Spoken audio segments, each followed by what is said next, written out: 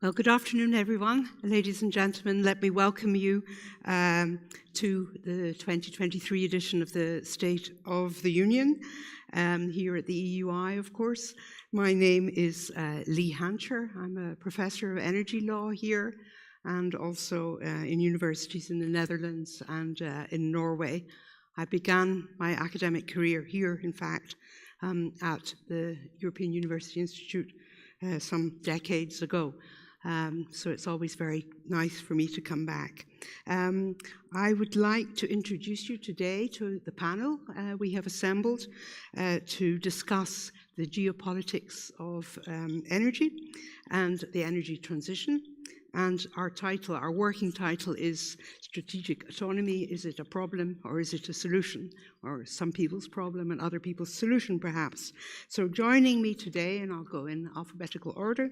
First of all, I have Matthias Berninger, who is he's Head of Public Affairs and Sustainability and HSE at Badia.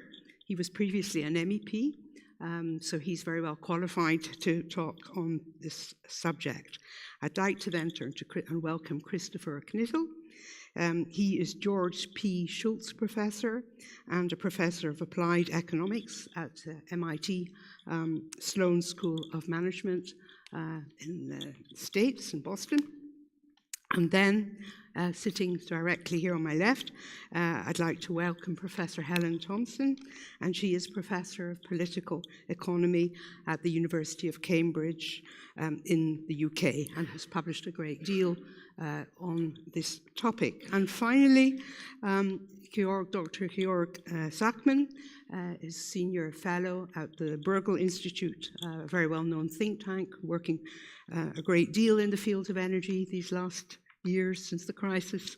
And so we have an excellent panel assembled here to discuss the geopolitics of energy. And I have to remind you, of course, please tweet about the panel, and you have a hashtag, hashtag SOU2023. So I think we all can agree, before we start off our discussion, at least I hope we can agree, that guaranteeing a secure supply of energy is really of paramount importance to energy policy makers, wherever they might be. And here in Europe, since the Russian invasion of the Ukraine, we are, of course, pursuing quite dramatic policy shifts to face this very urgent challenge of weaning ourselves not only from natural gas, from dominant suppliers, but also from fossil fuels. And we have then a plan adopted by the Commission, endorsed by the Council and the other institutions early on in the crisis, called REPower EU. And we're seeing a very rapid rollout of that plan, perhaps more rapid than any of us can imagine in the history of the European Union, that things can proceed at such a pace. And that means we're seeing policies and laws being rolled out very rapidly to try to achieve these energy transition goals. But Europe, although well represented here, is not the only actor that is pursuing a similar set of initiatives to achieve strategic autonomy. And that's what we would like to discuss today then. How far and how fast can we go? Who will be the winners? Who will be the losers? Can we compensate the losers in any way to keep everybody on board and ensure a just transition? So I'd like then to turn to the panel, and I'd like to ask the first question myself, and then my co-moderator, Max Münchmeyer, who has almost finished his PhD. It's a terrible thing to say, but you're nearly there. I know it's true. Know what to knock on. Yeah. But Max will help with moderating then the second two questions.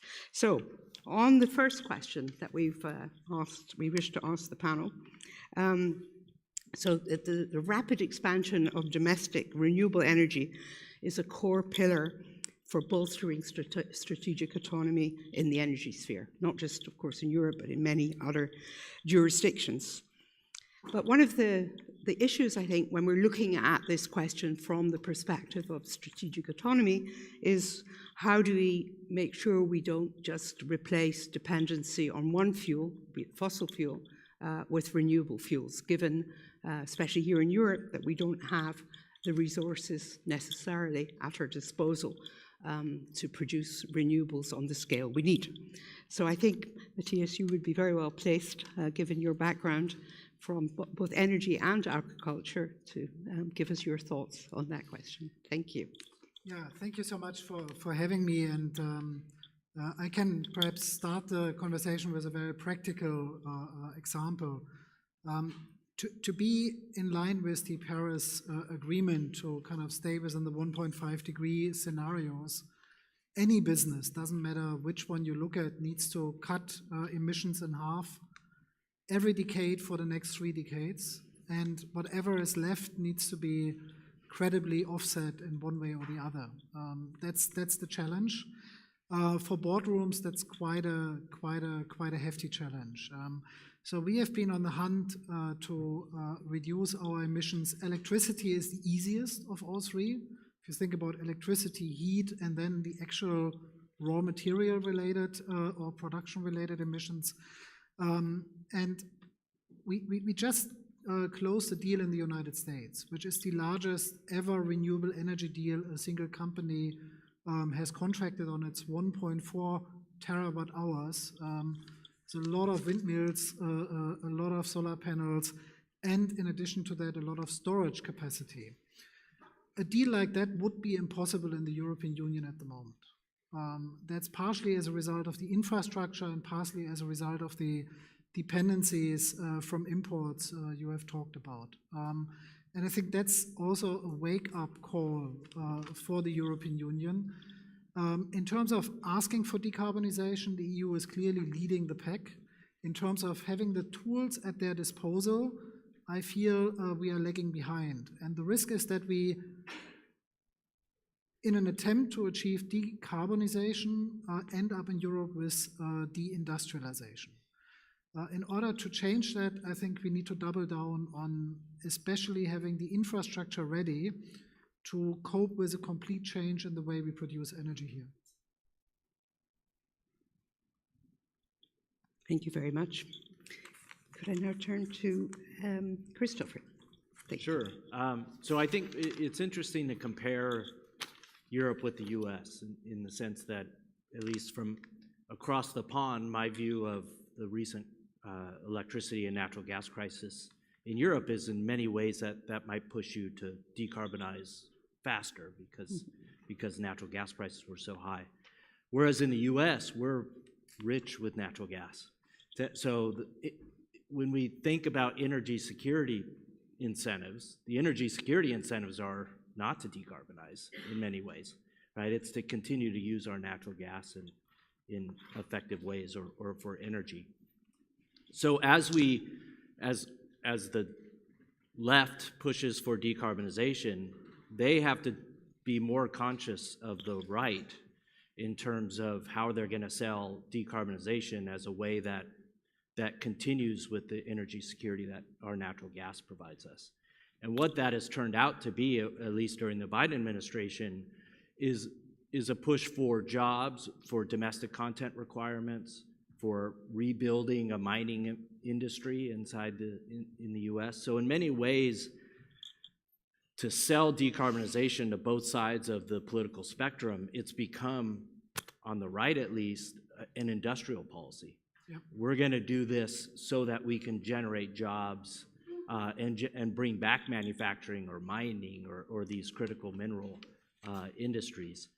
So from that perspective, it's an interesting debate, and it's certainly not over, but there does seem to be a narrative out there that could bring both sides of the political spectrum on board for decarbonization policies.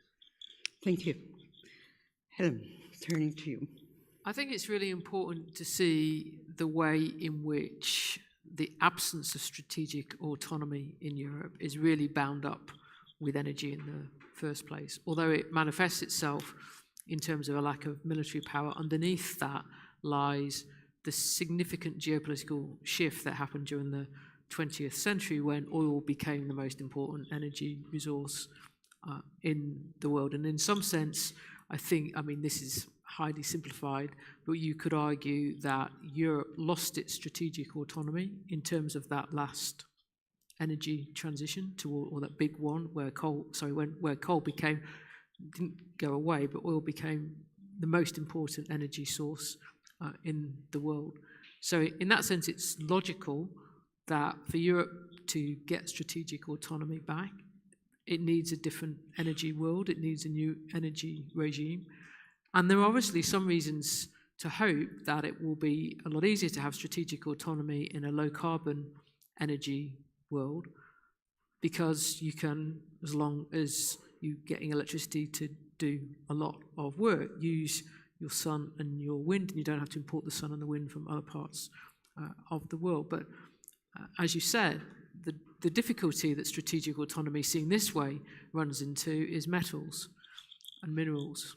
And the reality here is that Europe is not particularly geographically advantaged in this respect. I'm not convinced yet that, at least, that metals are quite so arbitrarily distributed under the Earth's surface as hydrocarbons are, but they clearly are, and Europe is not advantaged.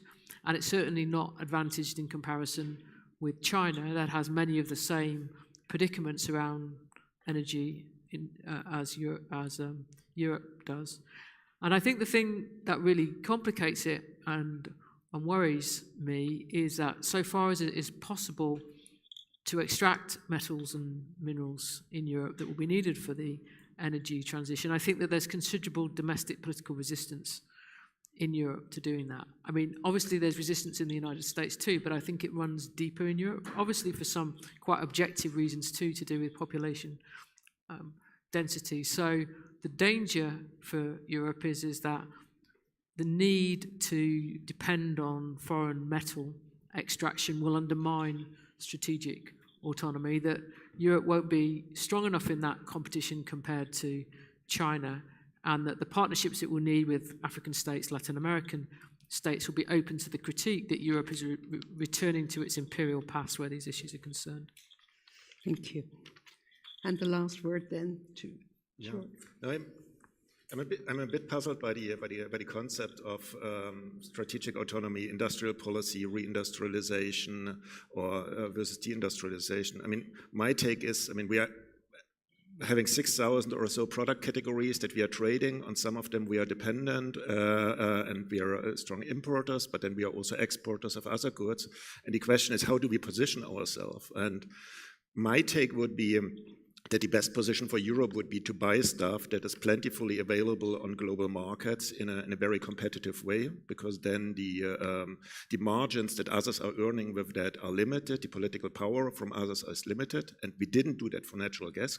Clearly understood, we bought 60% in Germany from Russia, which was a huge mistake. But if we manage to live with our dependencies in a way that we get 10% from them and 10% from others and so on, and we well diversify, we would be well able to live with importing important, some people call it strategic goods. And where do you put the limit? I mean, the German policy currently is importing a lot of hydrogen, but why is that any better than importing steel? Or why is that any better than importing ammonia? So where is the limit between what is a strategic good and what is not a strategic good? So for me, the point is, we're all going to live in a much better world if everybody tries to fight for getting into a niche where they themselves have a comparative advantage and exploit that to gain significant margins, so that we do what we are good at and try to obviously get into a position where we have some leverage power to exert on others, and try to make sure that what we buy is as competitive as possible in order to not fall into the trap of any dependency. And the nice thing is, if everybody does that, we are kind of essentially moving up into a world of more efficiency and more competitiveness. Just to close the thought, we lost textile industry in Europe to a large degree. We kept Puma and Adidas in Germany in making huge amounts of money with them, and it's kind of, nobody says that textiles are not a strategic good. Without textiles, it would be very hard to live, but we're still importing a lot of them. Why is it so different for all the other goods that we cannot do without them? Thank you. The economist speaking, I think, there. Sure. So That's I think I think there's a bit of optimism and a bit of pessimism and quite different views in the mix to go on with the questions. We have 2 more questions before we open the floor to debate, but I think there's already some really interesting themes emerging. So Max, turning to you, would you like to take us through the next 2 questions? Certainly, thanks, Leigh. What we thought would be interesting is to talk about the specific legislation that we mentioned it before. The big players, the US and the EU, have put in place to try and secure that strategic autonomy in the energy transition, in the energy sphere. And we want to ask you, given the considerable differences in resources and in governance of the two actors, is the EU's proposal for a net zero industry act, which has just been unveiled in March, is it doomed to fail in countering, in achieving that intended aim of countering the USA's Inflation Reduction Act? Perhaps we could start with Cristopher on that one, if you don't mind. Yeah, so I don't think it necessarily has to be, and here's 2 paths where they would potentially be complements. So for those who haven't followed the Inflation Reduction Act as closely as I have, there's a number of provisions in there that are basically industrial policy with the hopes of bringing renewable industries back to the U.S. And one of the biggest is for electric vehicles to qualify for the subsidy, there's going to be an increasing rate at which, or percentage of the battery that has to be domestic content, follow domestic content requirements. But it's actually not domestic content, it's content with the US or some other free trade country. So Canada obviously qualifies and Mexico qualifies. But when the Treasury came out just a couple weeks ago with which current electric vehicles qualify or meet the standard, I think there was 3. So that led to a bunch of scrambling inside of DC to think of ways to relax that in some way. And what you're starting to see now is actually mineral free trade agreements. So that's what's being negotiated now. So, for example, I would not be surprised if there's a mineral free trade agreement with Australia. Or I doubt there'll be one with the Congo, but there could be one with other Western countries that are not free trade in every other industry except for minerals, just so that it meets these regulations. So that's one way where it could actually end up being a complement. It could break down trade barriers with other Western countries. The path where it would be a direct competitor, and one that I fear, is that we might just start to see border subsidy adjustments. Right? So you could imagine a set of subsidy adjustments that if we import anything that has some level of subsidy for that product domestically, we're going to tax it to undo that subsidy. That's a path I'm very interested to see if the geopolitics ends up being that way. And that might be good in the sense that it might stop this arms race towards subsidies, which is certainly an equilibrium that you could imagine. Very interesting. Maybe if I can go to Georg next on that. Yeah, it's a good keyword, the arms race on subsidies, because the reason why I like the idea of having some net zero industrial act is that we have a European policy, because what is actually happening at the moment is that the big money is going to flow at the national level. So the German government implicitly is discussing carbon contracts for difference worth 68 billion, according to Handelsblatt, that is going to be handed out to energy-intensive industry to decarbonize. At the same time, they are discussing an industrial electricity tariff that is going to give cheaper electricity to their energy-intensive companies. And it's a bit like with the Lions and the 2 guys in the the desert, where the lion is America, and the two guys in the desert are maybe Italy and Germany, and the one guy says, okay, I have here some sports shoes, and the other guy says, yeah, but you're not faster than the lion, but yeah, not a problem, I'm faster than you. So, and the question is a bit, is it really a good idea that we in Europe start with a national subsidy race between those countries that are always claiming we want the internal market, you have to defend the internal market institutions, but then starts to massively subsidize their own industry in order to outcompete the others, while at the same time telling the others that they have to meet the fiscal obligations that they are having and therefore are not allowed to overspend on their industry. So I think that is extremely risky for the European Union, so therefore we should really think about European tools when we discuss on industrial policy. And then coming back to what I said before, we should think about where we put our money in terms of industrial policy. We should not put our money on those things that everybody else is putting them, because those things will be plentifully available potentially in the future. But we should put them on those things where we can become competitive and where we can essentially have an edge to kind of gain economic leverage to get something from the others. So I'm not a naive economist, I hope, or not too naive. So I think we have to manage our dependencies, but just doing what everybody else is doing and subsidizing energy in Europe, where Europe is an energy-poor continent, seems to me a rather stupid idea. Thank you. Maybe you mentioned, Matthias, you mentioned in your answer to the initial question already, a comparison between the US and Europe. So I'm curious to get your take on this. Yeah, if I had to summarize all the policies in Europe and all the policies in the US, the policies in Europe would be the stick, the policies in the US would be the carrot. That's the big difference in essence. So bottom line, what you see at the moment when you look at the chemicals industry, and they're following also your guidance, they go where there are enough hydrocarbons, where there are incentives for new investment. And if they are not very brave, like the company that also made the whole of Europe very dependent on Russian natural gas, they don't go to China, but they go to the United States. That's what you're seeing at the moment.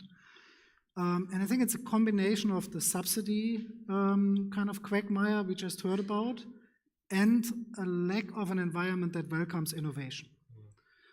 What's ahead of us in the chemical space is that the traditional organic chemistry will be replaced by innovation at the intersection of chemistry, biology, and AI. We will see many, many things that are very much similar to the vaccines that allow us to be here in an in-person meeting. And what I see in Europe is not only a lack of coherence when it comes to industrial policy, Europe is not welcoming innovation at the pace and with the clarity of the United States. There is nothing in Europe that would live up to the US government's approach to biomanufacturing. We just heard this week, if you look at all the R&D investments of companies in the United States, Amazon alone spends more on R&D than all German companies combined. And Germany is the country in Europe with the highest R&D expenditure on the business side. So we also have to look a bit at like inventing the future rather than trying to find a way to preserve a present that we won't preserve. One thing though I want to say is that I don't believe it's that easy to just part ways with the chemicals industry. It's, if you will, the core of the industrial core. If we lose that industry in Europe, which means in Belgium, in northern Italy, in Germany, in Poland, many other places, Holland of course, if we lose that industrial core, we will suffer big time. So I'm very much in favor of thinking about what can we do to keep that industry. And innovation for me is even more important than the right regulatory subsidy environment would be. Okay, thank you very much. And Helen, would you like to comment on that? Yeah, I think if we think about the Inflation Reduction Act, we have to see it in two ways in its own terms. Its own political terms, I mean by that. The first of them is about domestic American politics. It's an attempted bulwark against a future Trump presidency or a future Trump-like presidency to try to cut out that appeal that he was able to make in post-industrial areas, about lost manufacturing jobs. So in that sense, it's not just about reshoring production, it's particularly politically about reshoring jobs and manufacturing jobs.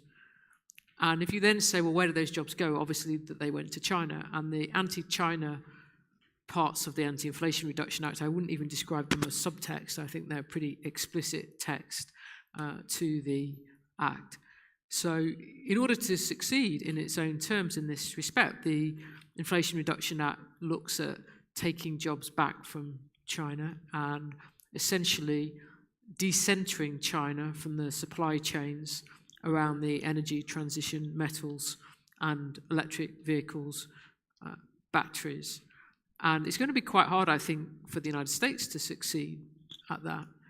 And then for European countries, either individually, though I agree entirely with what you say about the folly of that, or at the European Union level, to be able to compete with that is going to be even more difficult. Because if it's an open question whether the Americans can do it with the advantages that the United States has as an energy-rich country compared to Europe being an energy-poor continent, it's going to be really difficult for European states to do it. And then that raises the question of, well, what is the position of the European Union, individual European countries, from the case of Britain, to the free trade agreement aspects of the Inflation Reduction Act? Does it mean that actually there becomes an imperative to try to negotiate a quite broad free trade agreement with the United States in order to get into these supply chains? Because I'm pretty pessimistic about any idea that we're going to create a world in which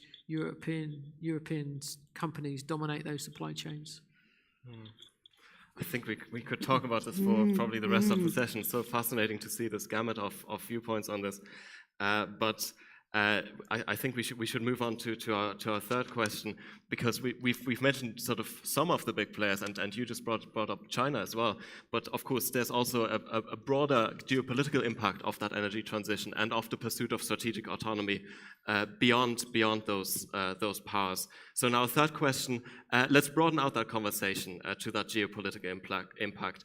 And particularly wanted to ask, can the projected exponential increase in demand for critical raw materials, which we've already touched on in our discussion, can that be reconciled with the idea of a globally just transition? And perhaps, Helen, I can come to you first on that question, since you went last for the previous one. Yeah, I mean, I think that this is just incredibly difficult.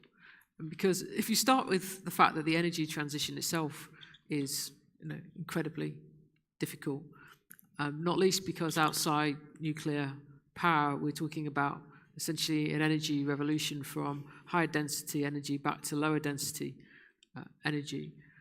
And then we say that we want it to be just for very, very understandable reasons, but that presumes that it can be just at the same time as we're assuming that it can be done in the terms that we're talking about at the moment.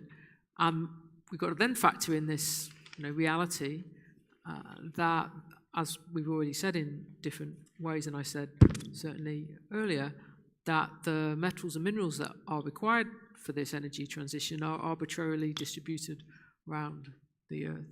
And we can see already, I think, that there is the beginning of something that might be called metal nationalism.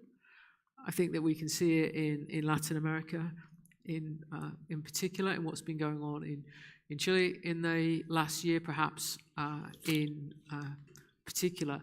And I think that we in Europe need to think about this issue pretty carefully, because what we are effectively asking is that people in parts of the world where per capita energy consumption is significantly lower, in some cases very significantly lower than the levels at which we live, are going to have a resource extraction culture that is going to be as much, at least, and perhaps more for our benefit than for their benefit.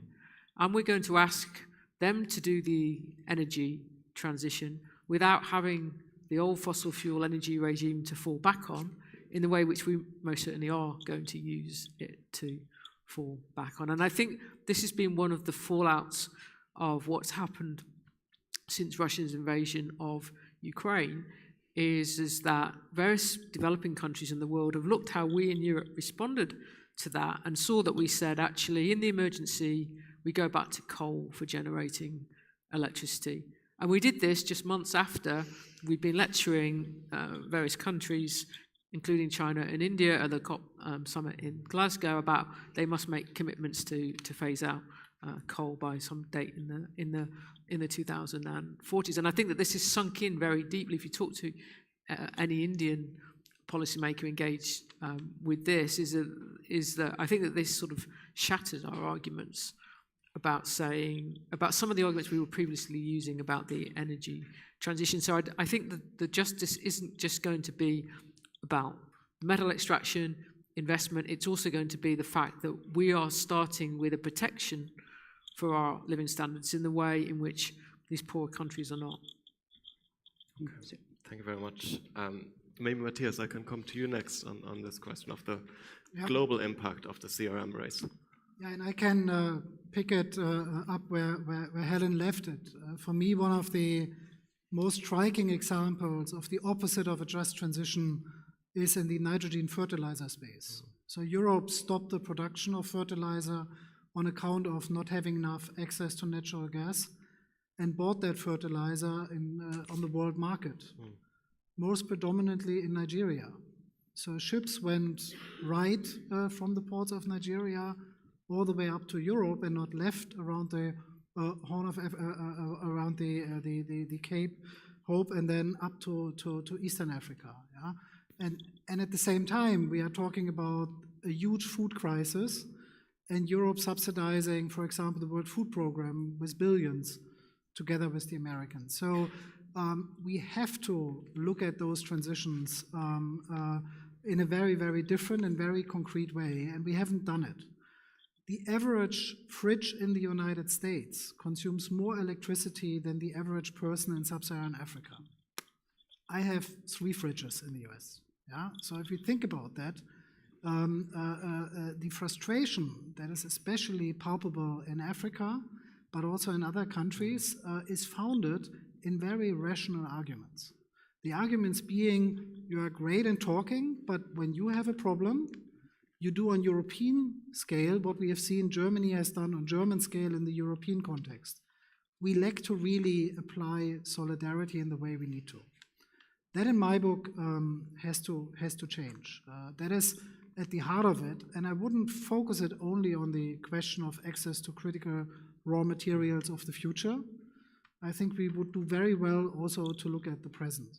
And it's very easy for us to criticize Brazil for not being as much in line with us on Russia when we ignore the dependency Brazil has, for example, in the potassium space on fertilizer deliveries coming through the Black Sea from especially Belarus. And I think having that very transparent kind of view on things and not kind of trying to talk ourselves out of that. We've tried to do that in Sharm el-Sheikh, where we have basically asked Africa to now invest in renewables, when at the same time trying to deal with Senegal and other countries to kind of extract more natural gas from there for the European market. That doesn't fly, and that is one of the reasons why the West doesn't experience the solidarity after the Russian invasion of Ukraine that it could have, being much more focused on these kind of problems. Okay, really interesting point there to broaden that debate. Perhaps I can come to Cristopher next for a comment on that. Yeah, so I'm going to answer this in a very different way, actually. So it's certainly true that all of this demand for critical minerals is going to put upward pressure on mineral prices. I'll first play pure economist, which is there's going to be lots of innovation in finding minerals and using fewer minerals and so on. There's already battery chemistries for transportation technologies that require a lot less cobalt that will probably, even though they're less energy dense and less efficient, if cobalt prices go up, we'll start to adopt these alternative chemistries. But to answer your question directly, which is, will this lead to an unjust transition?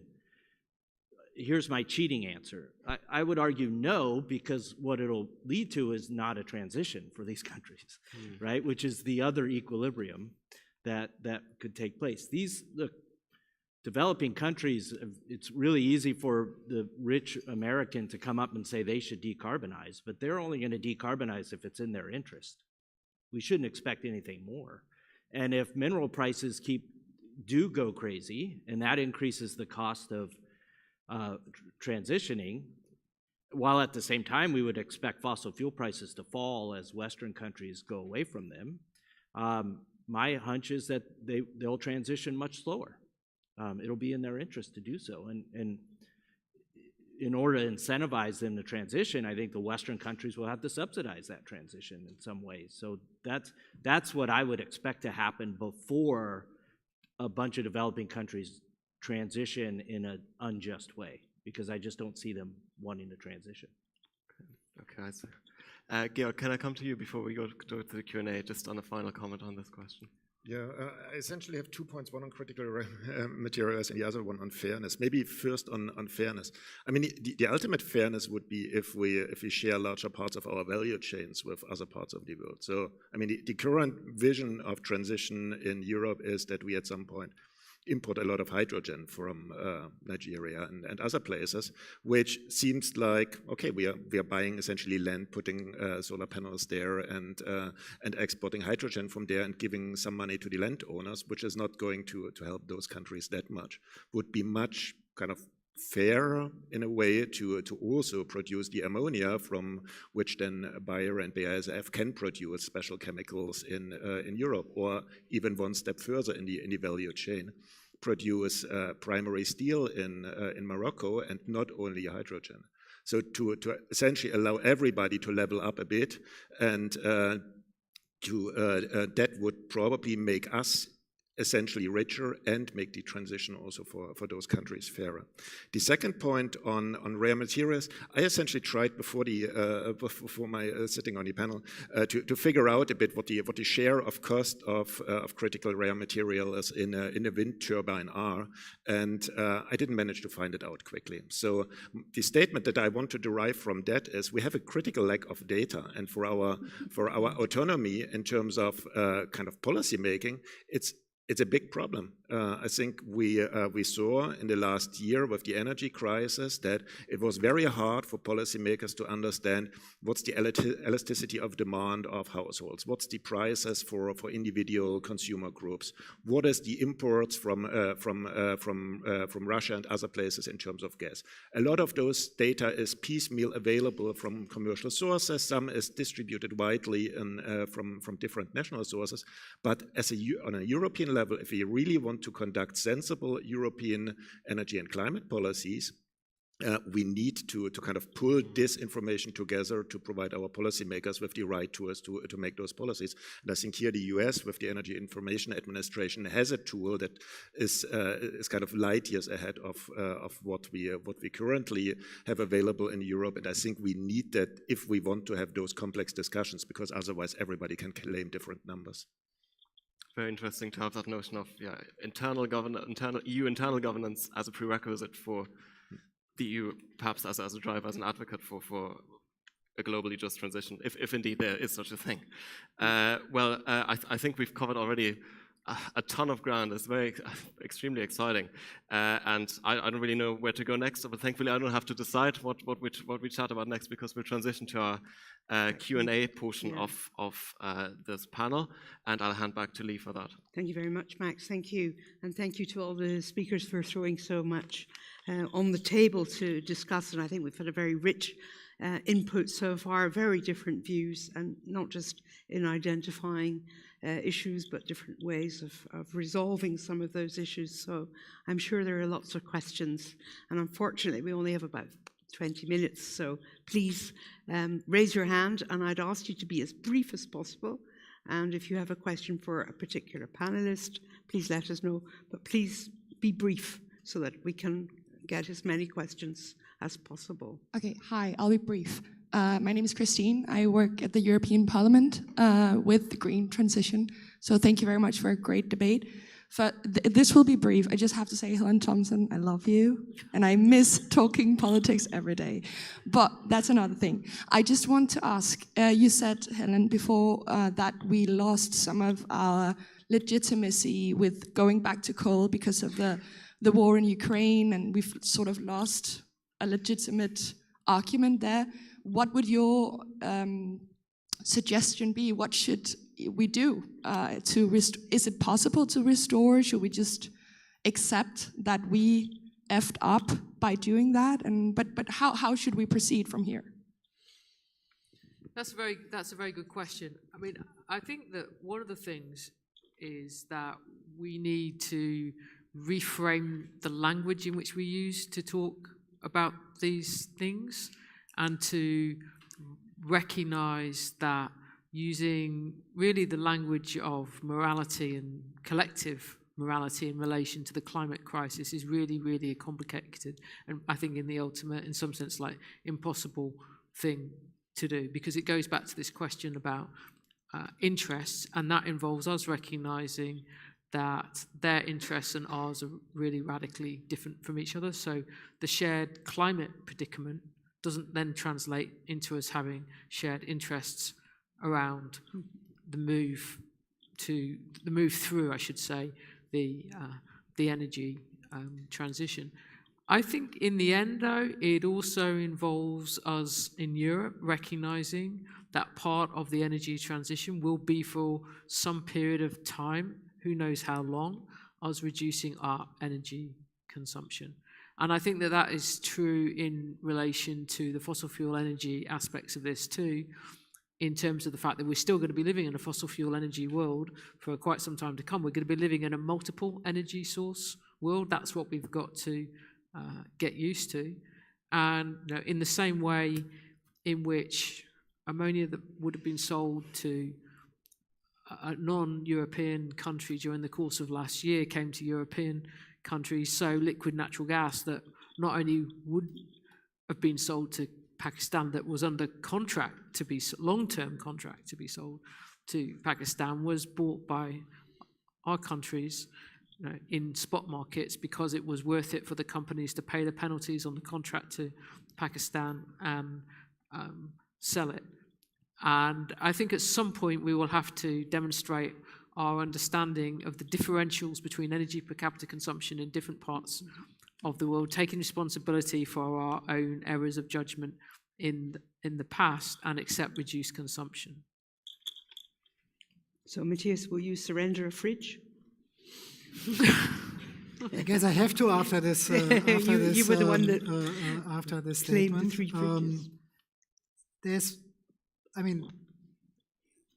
On the one hand, the fact that we've seen Europe moving into browner electricity and actually more expensive electricity, when in fact for the climate transition we need cheaper and greener electricity. So we're exactly in the wrong quadrant right now. That is a big challenge. What drives my optimism, though, is that having done the numbers on like an investment that will bind us for 10% of our energy needs as a company until 2045, boy, are renewables competitive. Yeah, and that was pre-Inflation Reduction Act, and that was in Idaho, not necessarily a state in the US that would welcome renewables automatically. Yeah? So the potential we have with the kind of innovations already at our fingertips drives my optimism. Thank you. Another question, please. I see one there and one there. So can we have a microphone for the gentleman? And I think 1, 2, 3, the fourth row in the middle, and then after you, there's 2 at the back.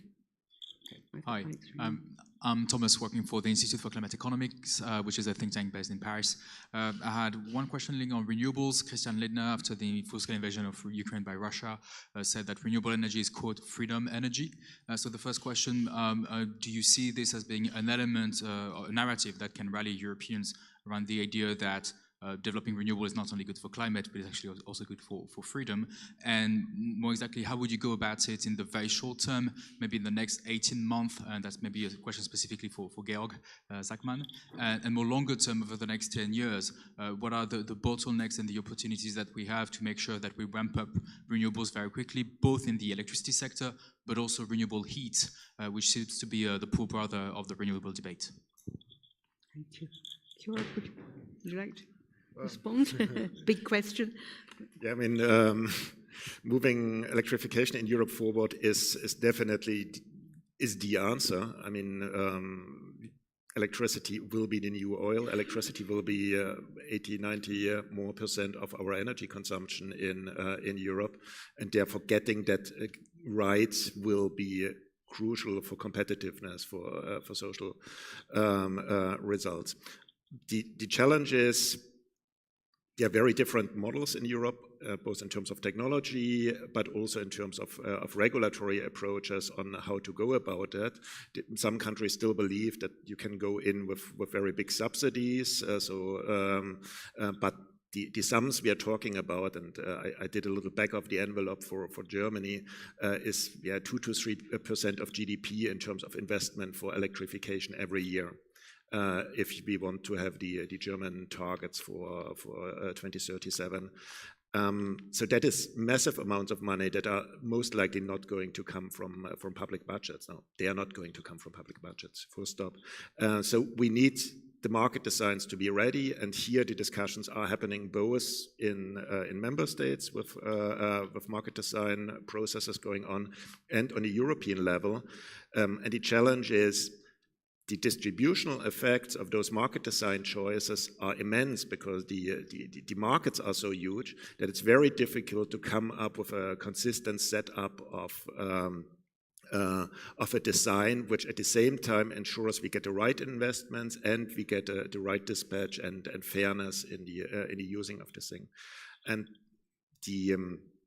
I think what I would hope and advocate for to get to better solution is that we really start a market design process that is much more open-minded, that kind of goes back a step from where we are currently sitting, thinks more about European solutions than about national solutions, and dials potentially back also on some of the tools that we deployed in the past.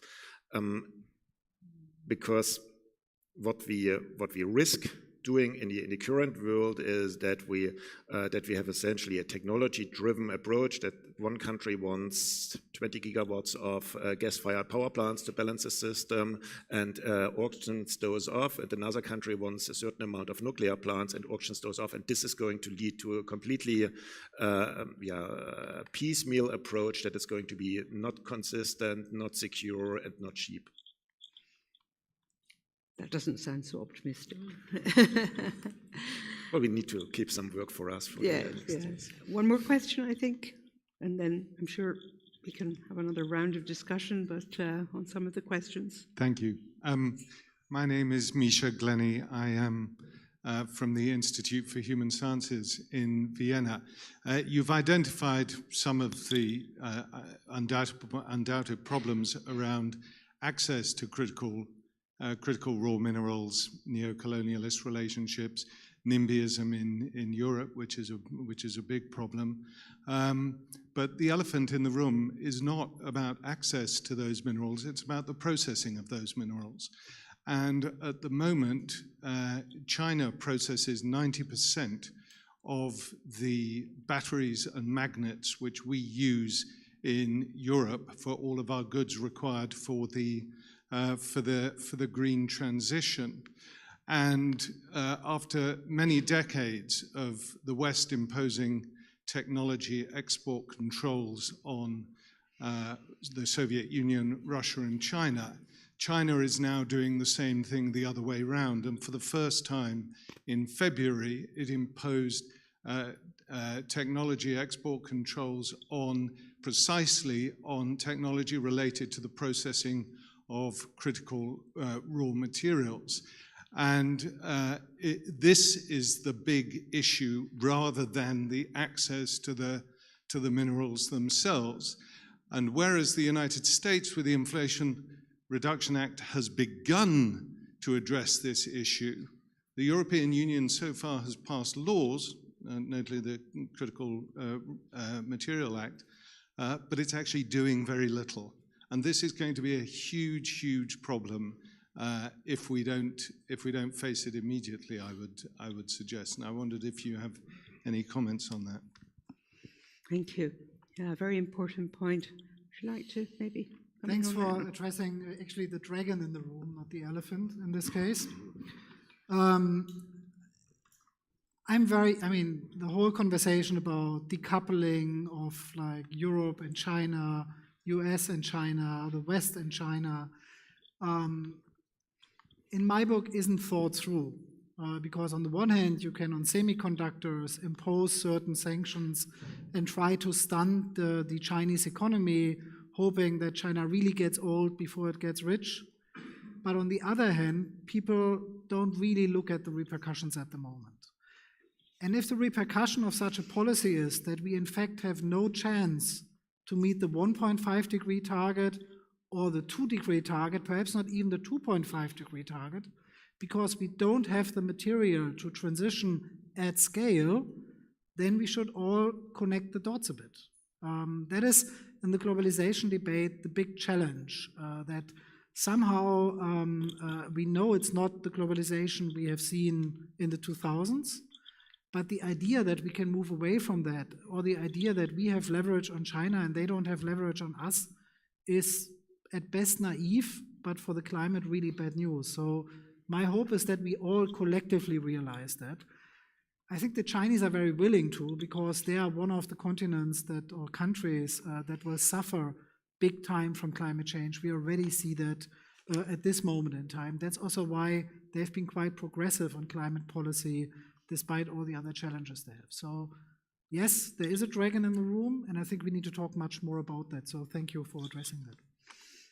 Thank you very much. Yeah, I think I heard yesterday that the States was moving away from talking about strategic autonomy to strategic interdependence, which is perhaps the way of dealing with the dragon. But what you would like to comment to? Well, just I'm certainly glad you brought that up. I meant to bring up that exact point earlier. So if you look at the distribution of the critical minerals for the transition, they're more concentrated than oil and gas are, Yep.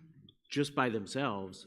But then when you look at where everything is processed to a first order in China, and that's why the Inflation Reduction Act, the key provision there, it's 50 ramping up to 90 to 100% of the value, and we can play around where the value comes from, right? So it's certainly possible that the minerals themselves don't come from free trade countries, but we start to do more of the processing in the U.S., and that's where all the value is. That's going to be a critical transition, because I'm I think less optimistic that China will, they have market power, to use an economics term, right? They're going to jack up the price above the marginal cost for these minerals. That's going to make the transition more expensive. And my mental model, having talked with many staffers and congressional members, is that yeah, they all want to transition, but they all have some sort of cap on how much they're willing to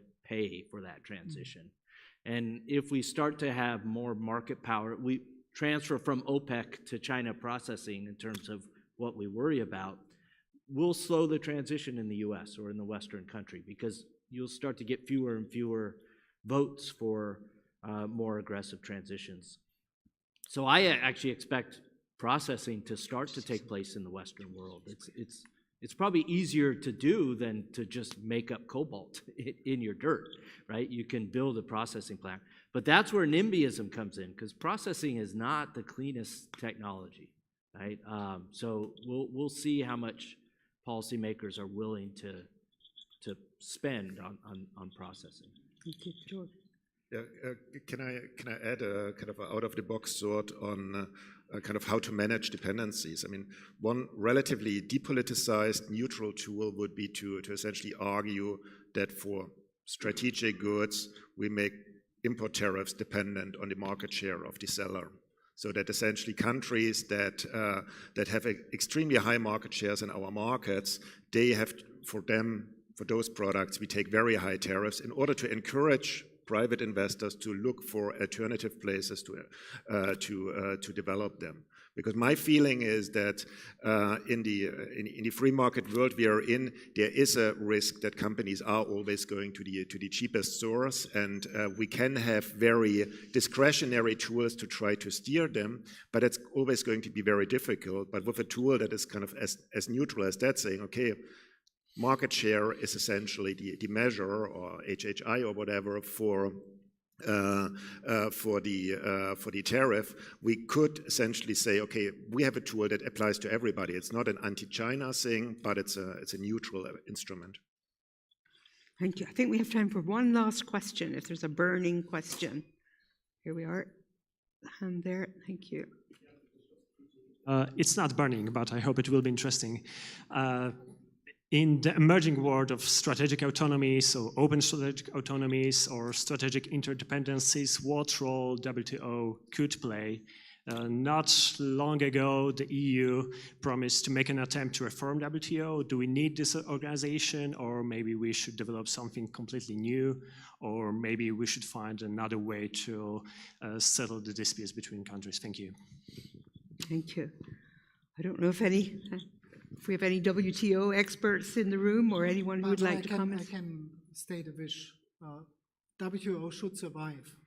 That would already be a huge victory. I think we need the WTO in order to avoid a real fractured economy that has a price we haven't even started to get an idea of. Yeah?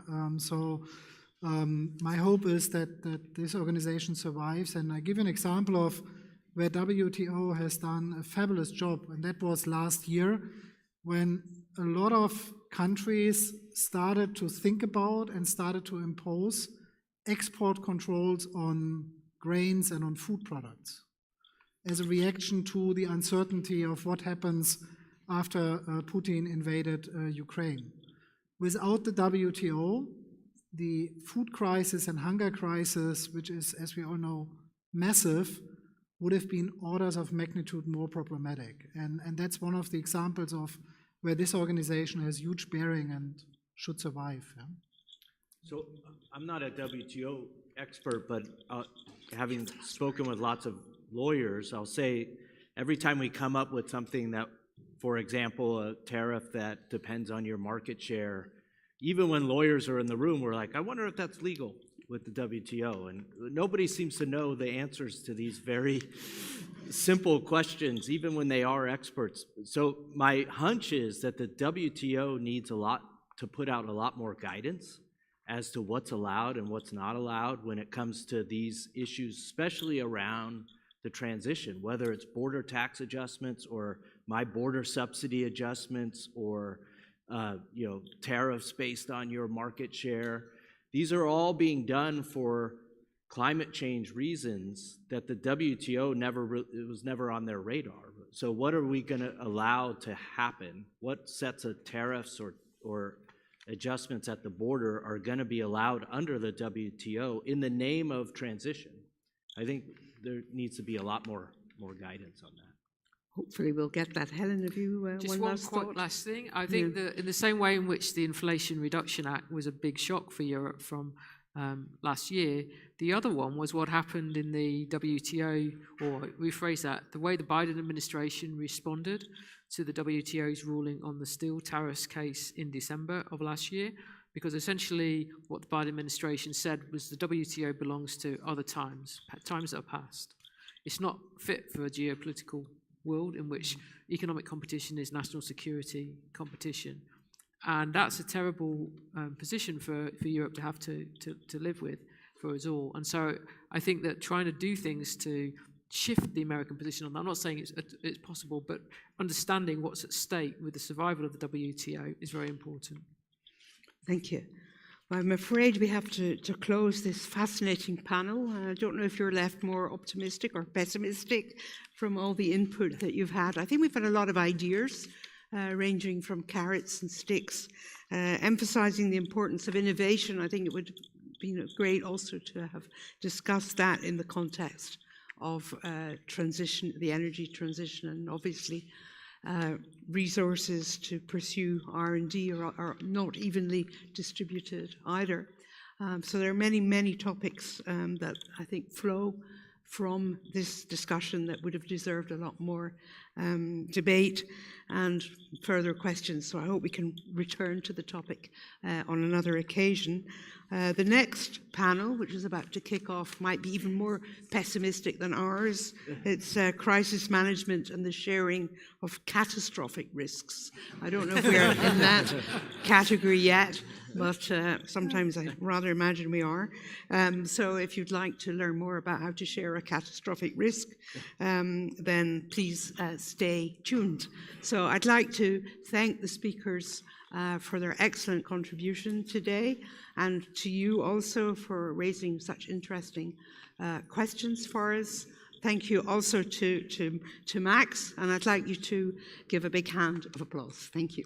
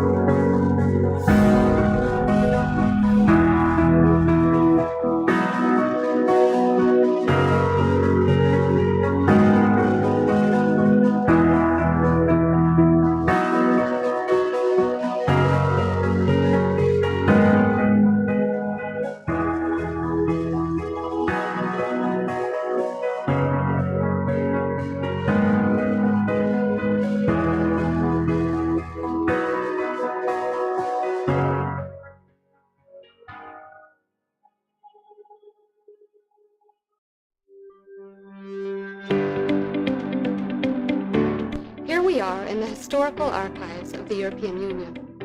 Established in 1984 and located in Villa Salviati, this is where the archival deposits of the European institutions are preserved and made available for research. This state-of-the-art archives facility can hold up to 11,000 linear meters of documents. Nearly 560,000 archival files are stored in the deposits beneath Villa Salviati, along with a growing audiovisual collection with more than 60,000 photographs, 8,000 audio recordings, and 1,000 video recordings. Our reference library on European integration contains over 15,000 volumes.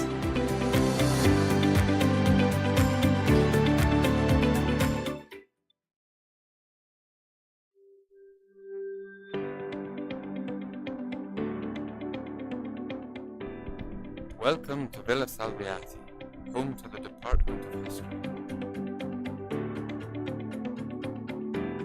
This is the Sala del Consiglio, here at Villa Salviati. It is used for seminars and conferences, and can seat up to 150 people. The hall dates back to the 16th century, and was originally used as a service area. We are here on the second floor of Villa Salviati, which was originally an open loggia overlooking the courtyard. Today, this area houses 44 workspaces equipped with 17 computers.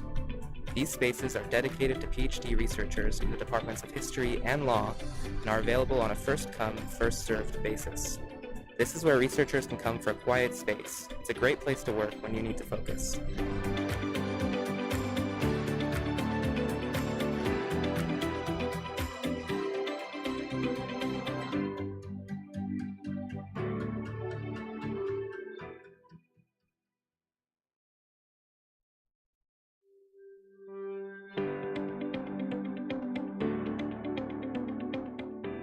Welcome to Villa Salviati, home to the Department of Law. We are here on the second floor of Villa Salviati, which was originally an open loggia overlooking the courtyard. Today, this area houses 44 workspaces equipped with 17 computers. These spaces are dedicated to PhD researchers in the departments of history and law and are available on a first-come, first-served basis. This is where researchers can come for a quiet space. It's a great place to work when you need to focus.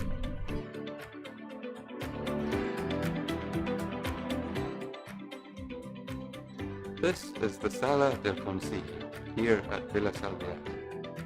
It is used for seminars and conferences, and can seat up to 150 people. The hall dates back to the 16th century, and was originally used as a service area.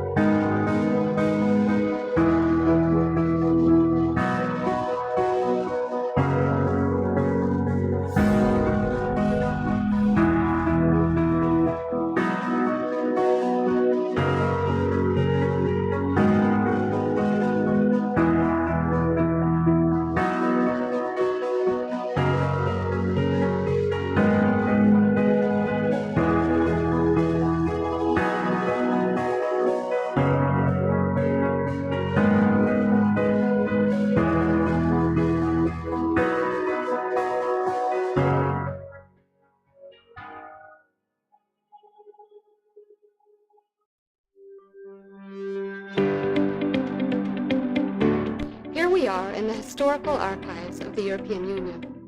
Established in 1984 and located in Villa Salviati, this is where the archival deposits of the European institutions are preserved and made available for research. This state-of-the-art archives facility can hold up to 11,000 linear meters of documents. Nearly 560,000 archival files are stored in the deposits beneath Villa Salviati, along with a growing audiovisual collection with more than 60,000 photographs, 8,000 audio recordings, and 1,000 video recordings. Our reference library on European integration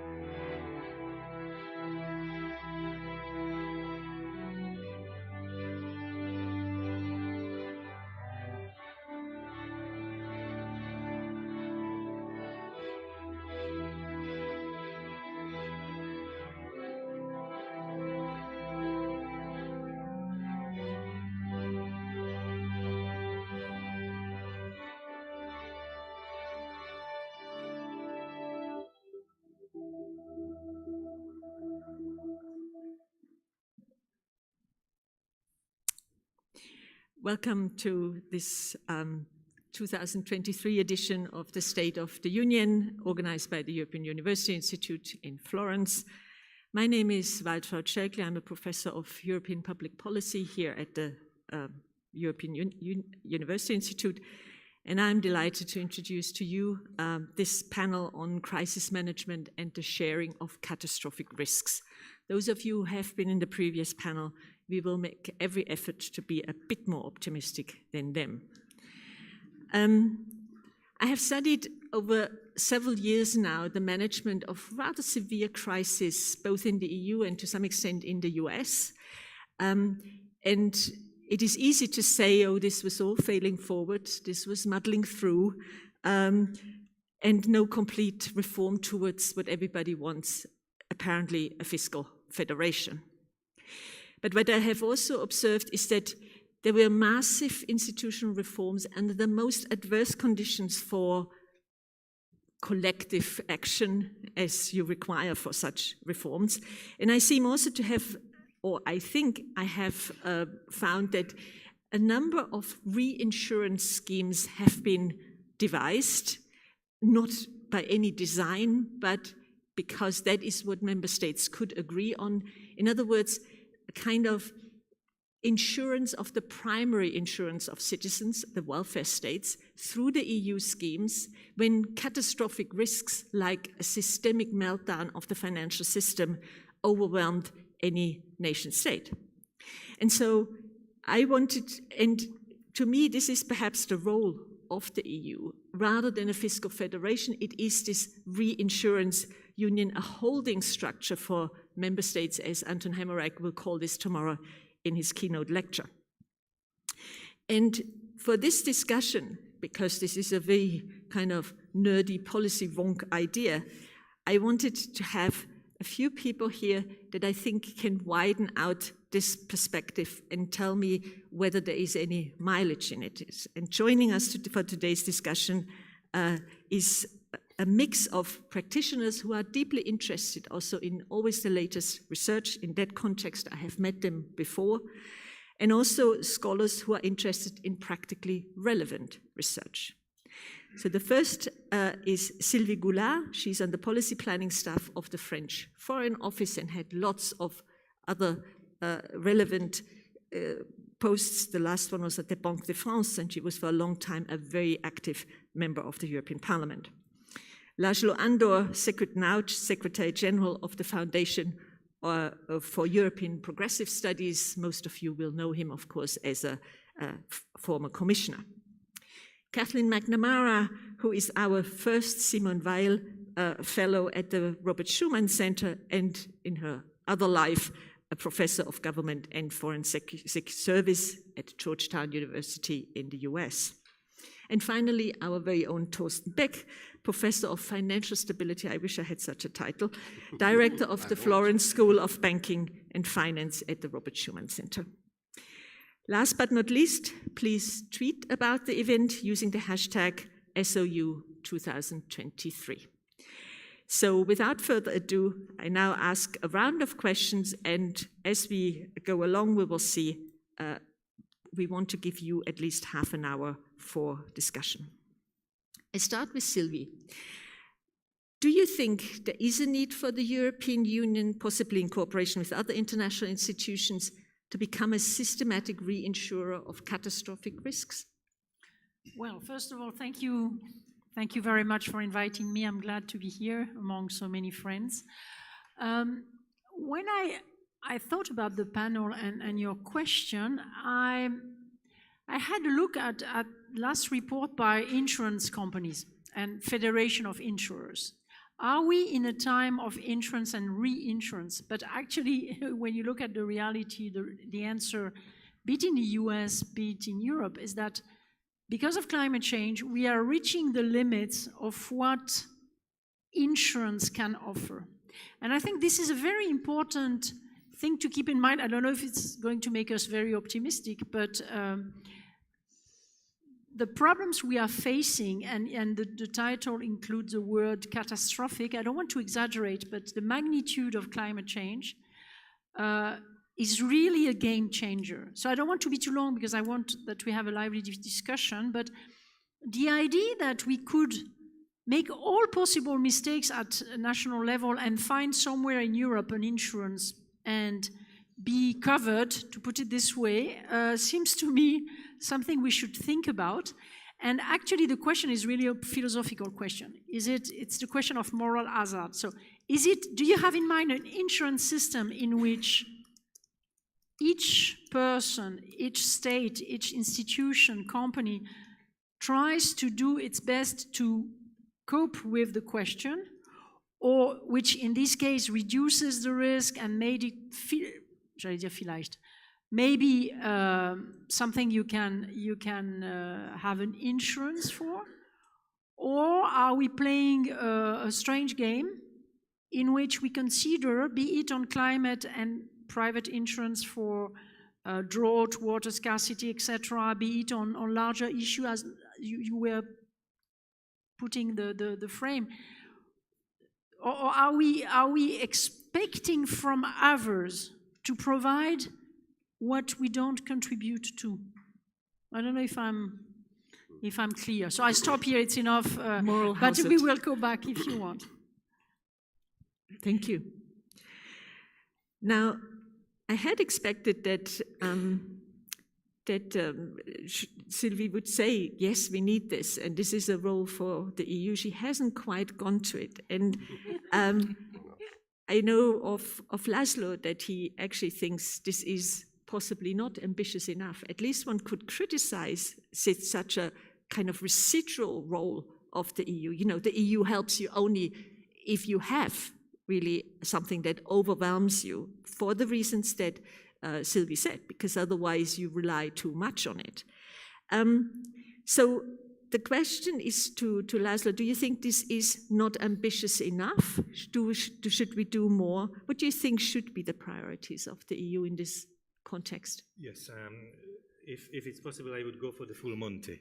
Right? So it's, I think we have had so many distressing crises of various types in the recent period, some originating from the financial sector, other originating from external convulsion, right? War, migration, that all brought this experience and lessons for the European decision makers that there are very, very few tools, right? The EU is quite well prepared for some of the small or relatively small size shocks. Like the EU has tools if there is an earthquake or a bushfire somewhere, then the EU aid can arrive very quickly. If a company sacks 500 people or 1,000, then the EU can come very quickly with the Globalization Adjustment Fund. But if there is a major shock and then there is a war, you know, something which comes with the risk of, you know, the drop of GDP with 5-6% or similar, then the EU can come and say, we are sorry, we are really sorry that this happens, but we don't have instruments, right? So there is a kind of credibility gap that the EU in principle is there to serve the big ambition, the big common ambition of the European countries. At the same time, the EU commands over minuscule instruments, at least if you approach it from a financial perspective. If it comes to financial stabilization, which is always the question if there is a major shock, there are two issues which are decisive. One is speed, and the other one is volume, right? That's the two things the EU cannot deliver. I'm stressing this because very often when something major happens, and Brussels decision makers, like I was 10 years ago, have to come together. They say, but you know, let's look for money. Where do we have money? For example, in the cohesion policy. Now, if people say that you have to solve, you know, the shock absorption with cohesion policy, it means that the person is not aware of how the cohesion policy is funded, what it is for, and what is the legal base. And what procedures would be needed. How to reprogram, for example, cohesion money, if for a new shock, you have to divert it from the original programming. So somehow the EU from a budgetary point of view, would need to be much better prepared for shocks. Sometimes it is not about the big shocks, right? Sometimes it is about the frequency or the stochasticity that you know, in a random way it can appear in an asymmetric way in various places, but still there is an expectation that European solidarity would help the affected countries to come out of a difficult situation. And sometimes even in these cases there is a very little capacity. Just to close with a concrete example. We had in 2011 the so-called Arab Spring, and everybody was saying, now this is the rendezvous with destiny, and then, you know, we really have to put ourselves into this. And then what was the concrete offer? The 10 billion should come from the European Investment Bank, another billion from the EBRD, and then with 11 billion you address the Arab Spring. Now, obviously, you cannot address such kind of major a change or challenge with such small amounts of money, and then there needs to be a more serious fiscal capacity. This is also linked to what we call or don't call strategic autonomy of the European Union. Thank you, Laszlo. You opened already, I guess, beyond reinsurance, but that's, of course, fine.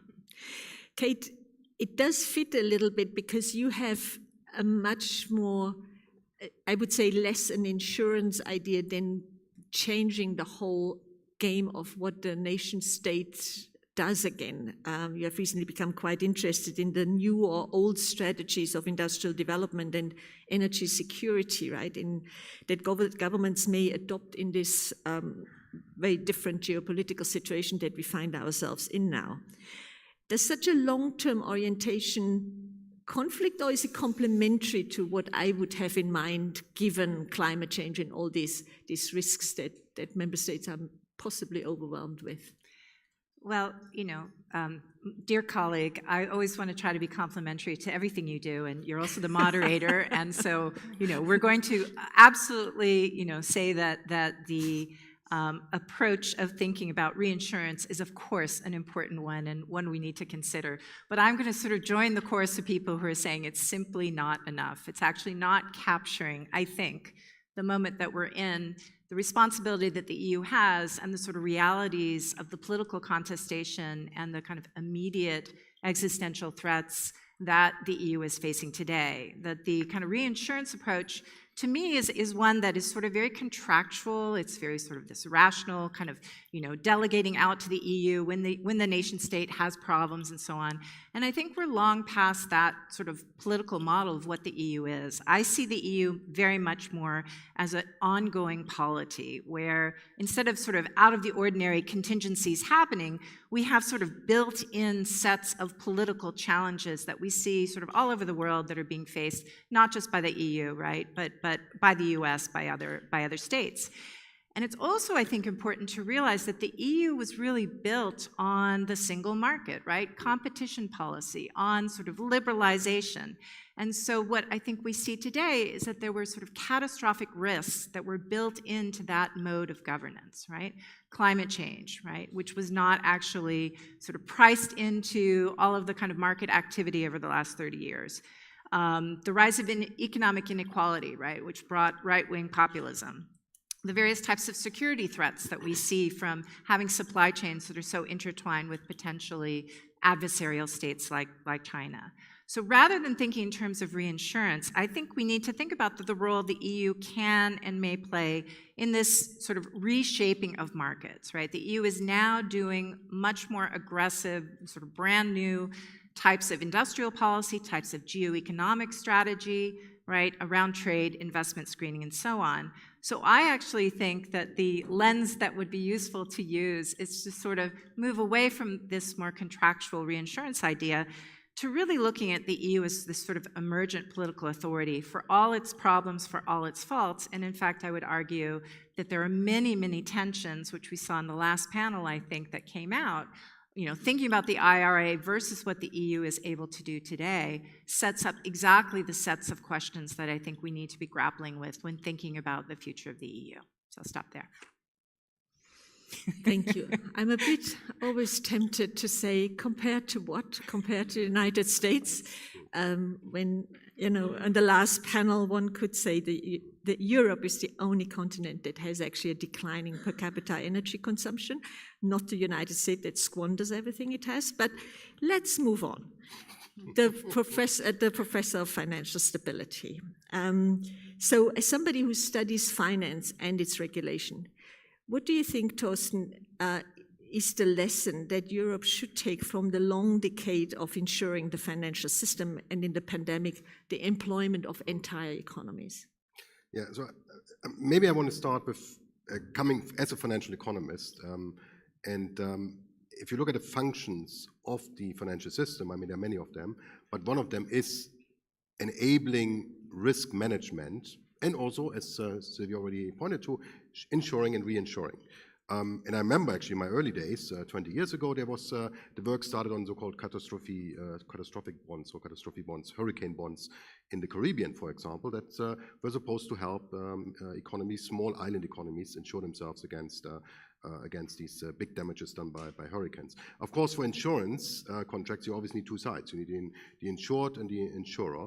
And there are, of course, certain risks where there is no other party, or where it's very difficult because these are really catastrophic risks where nobody is willing, or there is not even like a contractual framework to really kind of go and have such an insurance contract. And I think that's where, again, the role of the government with its really absolute and comparative advantage as providing certainty comes in. And I mean, we've seen this very clearly in spring 2020 with the COVID crisis, where basically the government stepped in as the insurer of last resorts for whole societies, for whole economies. Now, interestingly enough, the financial sector even then had a very specific, a very, I would say, positive role. It was not as insurer anymore, but it was as a transmission mechanism for these support packages. I mean, simple, the payment system, obviously, but also guarantee schemes, lending schemes that were pushed through the financial system. I mean, the US, for example, this the so-called PPP, payroll protection program, was purely done through in forms of loans through the financial system. So I think there was an important role. It, of course, also reflects a broader role, and this comes back to the discussion we're having on the role of government versus the role of markets. And I think what we've seen, not just with COVID, but now also with the energy price crisis, with the Russian invasion of Ukraine, and the geopolitical tensions more generally, that the governments are taking on a bigger role compared to markets. We're talking about autonomic, strategic autonomy, something I don't think we did 5 years ago. We're talking about friendshoring. We're talking about going from what is just in time to just in case supply chains.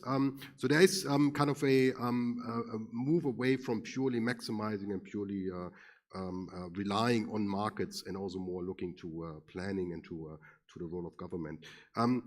What I guess where I would kind of add a word of caution is to move completely away from the financial system as kind of a utility, because that's what ultimately the financial system became during COVID, right? Because if all the loans are guaranteed, then the banks don't have any role anymore in screening or monitoring borrowers, because they're going to be made whole if something goes wrong. But and I think the government does have an important role in, for example, in fighting the climate change, in ensuring transition to net zero.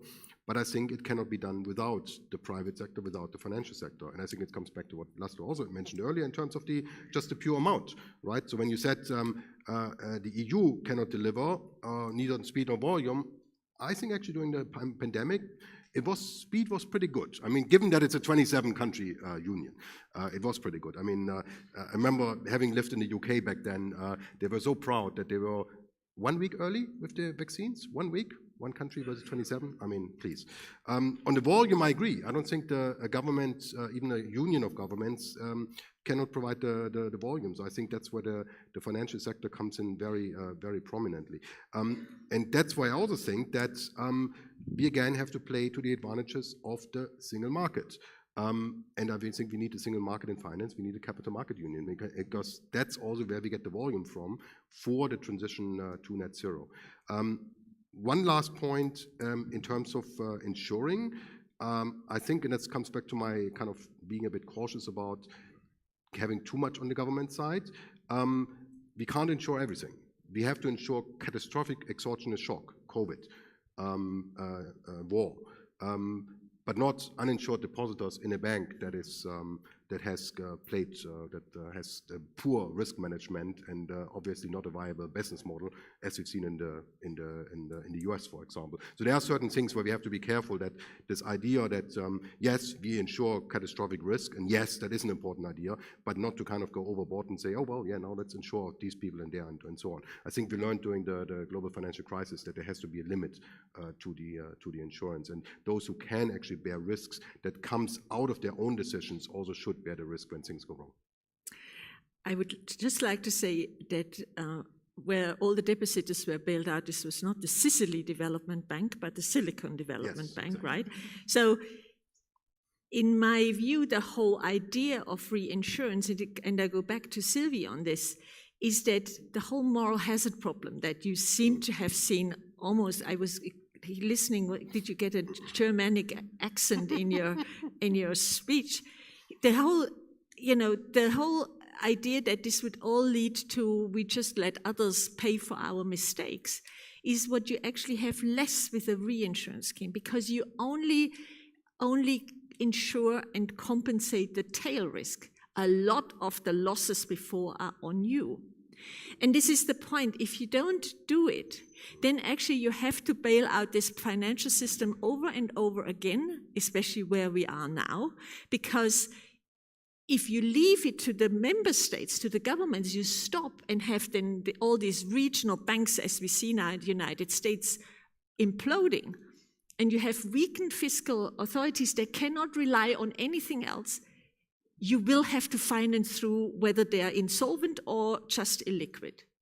It is exactly the idea of now coming out of a transition to have an insurance system in place that allows some to go bust, some uninsured depositors who were just profit-seeking and therefore should also take the losses when a speculation goes wrong, that you then can have such risky policies, because if it really enters into another systemic phase, you would have a holding structure that is the reinsurance from the EU.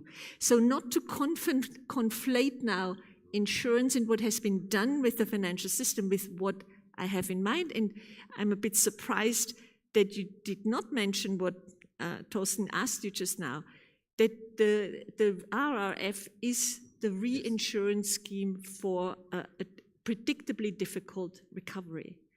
And why that is not in terms of volume, 6% of EU GDP over several years, a massive fund that was decided within half a year, less than that? Yes, I do admire the Next Generation EU, and within that the RRF, plus also the SURE instrument, which was also there for job stabilization with 100 billion euros. So the 2020 experience with the pandemic is great. But this was not structural in the EU. It depended on the decision makers in the given offices at the given time, right? And there was still a Dutch finance minister who started to obstruct and had to be convinced. So if we don't have these instruments somehow cemented into the structure, then all depends on the subjectivity. And then the subjectivity can take time to be convinced. Don't forget, simultaneously, when the European Council was adopting the Next Generation EU, they also adopted a permanent MFF, right? A conventional MFF, which has more rebates than before, and then more reduction than before. So it's the plus and minus, and then there is still a lot of rejection of making the Next Generation permanent, and making the SURE instrument permanent, which would be, I think, the real steps forward from a structural point of view. That's the politics that Kate would ask for. But Sylvie. No, first of all, as all French are liberal, I wanted to underline what you said about the market. We are in a phase where, of course, the role of the state came as an evidence again, and I don't want to say that in the pandemic it was not useful, but we should think carefully, and Kate said this as well, that we keep the incentives of the market, we keep a certain discipline. I'm sorry, I'm very German, but that you keep the role of competition, because right now we have suspended everything, okay? We don't know if at the end it will be good for all countries. So my first word is market, the second is scale. What is the right scale to do that? Is it the EU as a whole?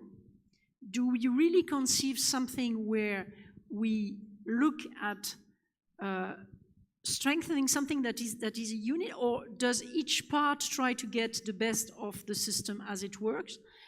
It makes quite a difference, also for the citizens and the differences. You are based on the one side of a frontier, you're in a large member state. Look at the figures published by Margaret Vestager on state aid. You have more than 50% of state aid coming from Germany right now, 25% by France, 8% in Italy, and then... So the reason why we had these rules, one can agree or disagree, was to make sure that there is a certain cohesion. And my very last point, maybe because I was member of the European Parliament, what is the democratic accountability of all this? I mean, who is deciding to give what to whom When is it discussed in a public way? So do we reduce what we do in Europe to reinsurance? I thought it very interesting the way you put the question, because for me it is a way to plead for more, but by making people realize that less does not work. In my opinion, there is something that cannot work with only reassurance, because at the end, when you talk about security, when you talk about maybe one day border controls, when you talk about equality between the members, then you need a political choice, and this choice in democracies has to be made in public. So you cannot negotiate, as the European Council is negotiating now, only on so important issues if you lose the part which goes, and the MFF is only a diplomatic negotiation. There is no discussion of our budget. I must confess that I have some reasons to dislike this parliament, but the existence of a parliament in a system is very important, and a supranational one, where we put together so-called large and so-called small member states, north, south, east, west, etc. So on market, on the right scale, and on the democracy, I think insurance system may be not enough. Torsten, you want to say? Okay. Yes, we can open now for question. And so we have about half an hour. Who would like to be first? Yes, there in the back, in the middle.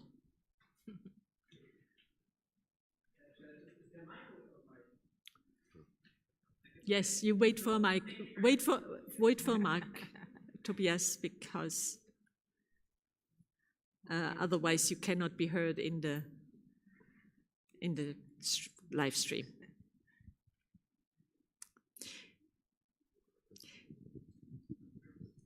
Tobias. Thank you very much for a very interesting panel. I sort of have two related questions. And I had the sense different panelists were using the words reinsurance and reinsurance with very different meanings attached to it. So I would just like everybody to comment on what do they think is the ultimate aim of insurance or reinsurance? Why are we doing that for? And related to that, given that we are in a climate crisis and that we fundamentally have to transform the way we do our economic processes, is there a limit, right? We can't really insure a world where everybody has 3 fridges, like we heard in the previous sessions. So what do you see the limits? And in the case of the EU, and if we now take the financial markets and economic processes, what do you see as the right balance of power between the ECB and the Commission and Parliament? So thank you, Tobias, for almost becoming a co-chair. You could also join us here. Kate, would you like to start? Oh, thank you. I'll get started on that one. Okay, so I'm going to let Valtra sort of give us her definition, I think, of reinsurance, because, you know, this is sort of, I think, much more in your bailiwick. But I would say that, you know, I'm very much on, I think, as you were going towards this notion of transforming our sort of economic processes, that I really see, you know, this much more we're at this fundamental transformative moment, I think, in the way that we are governing markets, in the way in which the kind of legitimacy around market intervention. But I would sort of caution us to not kind of fall into sort of old dichotomies, you know, states versus markets, for example. One thing that's really struck me in doing my own research around the kind of new industrial policy that is emerging is how it really is not, you know, your grandparents' industrial policy, right? This is industrial policy which incentivizes, which sort of tries to kind of deal with risk. It's not necessarily picking winners and losers, but it's sort of making bets to sort of see how things unfold, right? It is about sort of, you know, clusters of industries. It's not about picking sort of specific firms. It's about complex supply chains that go over the world. This is not sort of import substitution industrialization, you know, of the early post-war period or something, right? So that I think that we need to kind of liberate ourselves perhaps from sort of our old ways of understanding some of these things and really sort of confront the ways in which some of this is unfolding now in the 21st century.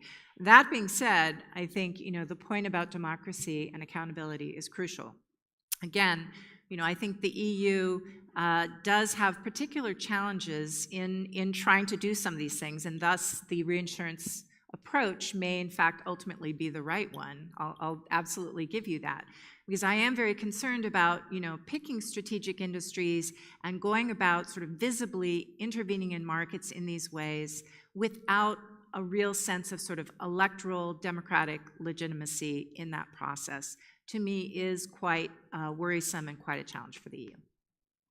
Thorsten. Yes, I think, Tobias, to start very simple, so insurance. What is insurance and why do we have it? I mean, think about your car insurance, right? Why do we have car insurance? Because if you crash your car, you might not have the 20,000 euros lying around to fix it or to buy a new one, right? Why is the government forcing in most countries to actually have people have insurance? Well, if you crash into my car and send me into the hospital, somebody has to pick up the bill, right? And you might not have the 30, 40,000 for that, so that's why you have an insurance, right? So that's why we have insurance, and of course the reinsurance, that's more than technical, it's basically insurance of the insurance companies. But of course we know that the reinsurers, I mean Swiss Re, Munich Re and so on, when it comes to these big risks, I mean, so again, flooding risk, hurricanes and so on, they are typically the ones that actually take on these risks from the original underwriting insurance companies. But we also know, again, there are risks which are just simply too big. And there are risks also, they are so exogenous, they're like once in a century risks. I mean, again, COVID-19 came 100 years after the Spanish influenza. And that's exactly where I think what I mentioned earlier, the government has this definite advantage of providing certainty and stepping in as an insurer of last resort. Of course, in the financial sector, where I work, of course, we have this coming in much more often. But that's a good thing, or this is all due to moral hazard, that's a different question we can also discuss. But I think there maybe we have gone a bit too far in terms of the government coming in as an insurer. So I think, and then actually also coming back to the scale question, and I agree with Sylvie, I think this, what I think is this should be on the EU level, because there is an advantage in terms of scale, in terms of reinsurance in these catastrophic events. And we've seen it, and it would have been good. And ultimately, we went to this in the next generation EU. It would have been, of course, much better to do it in beforehand, and in the first stage of the COVID, of the pandemic. Obviously, the EU, as you said, Laszlo, only reacts, or as you kind of pointed to, only reacts in times of crisis, right? We don't prepare for crisis. The EU reacts in the times of crisis, and it's not good enough. But that's, I guess, the politics behind the European Union. The final thing on what you mentioned, if I understood correctly, the kind of the tension or the balance between ECB, Commission, Parliament. So until the pandemic, lots of the kind of insurance function was actually on the ECB, because fiscal policy didn't play a role. The ECB was kind of the only player in the room, the only serious player in the euro area, in the euro crisis. Now, of course, there has been much more, and I think many of us economists are very happy about this, gone over to fiscal policy, including, of course, with the next generation EU on the EU level. I agree, however, and that's, I think you mentioned this, Sylvie, there's an accountability issue, and I think that's why we need a very prominent role of the European Parliament. I mean, so ultimately, if we want to go away from this 50% state aid in Germany, 25% of France, we have to go to a fiscal union, and we have to, of course, the accountability comes, the fiscal union comes with accountability on the European level, meaning strengthening further the European Union, European Parliament. So it's a kind of things that all have to kind of move up together. So can I go back to Sylvie? Would you, given this definition now of what reinsurance would you say the ECB's intervention in the financial crisis was undemocratic and therefore shouldn't have been done? Sure, shouldn't have been done because this reinsurance scheme for job retention schemes in the nation states and the RRF, which by the way was discussed between France and Germany at the Merseburg times when Macron came basically in, and so were many elements of the banking union to say that the Commission shuts down and stops thinking when there's no crisis is also a bit of a myth that we keep on repeating, but it is not quite like that once you look into it more closely. But back to Sylvie, how could all that be done democratically? No, but this is perfectly democratic. When the ECB is acting, it is on the basis of treaties, and I think we should not mix two different things, which is to have a political debate at the right place. And by the way, I remember when I was member of Econ, the president of the ECB is coming every 4 months in the European Parliament. It was the only event in Brussels where we had a live cover by the FT and all agencies, etc. So I think I would not, it's not what I've said, and I say as long as the institutions remain in the framework of their mandate, it's not a lack of democracy on this side. The truth is that when you create new resources like the NGAU, when you give money to nation states in something which is larger than they are, here there is a need for a debate on the fiscal side, even if there are many holes in the system, on the budgetary powers of the parliament I mentioned already, but also, for example, shouldn't we discuss a little bit, at least on some tax-based convergence? When you transfer money from a member state to another, and in both systems, or retirement age, to put the blame on some other countries. No, because I want to put the blame on the others. The key question is, can we have solidarity if we don't have enough, I would not say harmonization, but convergence on the tax base, on who is paying for what, and on this we need a debate. It does not mean that some independent institution cannot take their decisions with the appropriate control of the parliament, of course, as it takes place. Laszlo, ideas of how this could be done democratically, this development of an insurance union, or? Yes, I very much agree with the point Sylvie just made, that at the time of the creation, there is a need for democratic debate, because at the end, any type of insurance is about risk sharing. And what kind of risk you want to share, with whom, to what extent, from which threshold, needs to be discussed. And this discussion probably has to take place repeatedly, because we are in a large community of nations and citizens. So if it comes to unemployment insurance, it also needs to involve the social partners, for example, because we are in Europe, and in Europe we have the social dialogue. So it depends what you want to insure and to what extent. And when it comes to the implementation, I think a mechanism has to work. Right? So the mechanism is something which we always kind of assume existing in the European Union, but in this case, there is a strong justification because of the demand for speed. If I'm hit by a car, I need the insurance immediately to deliver something. If I become unemployed, I need something immediately.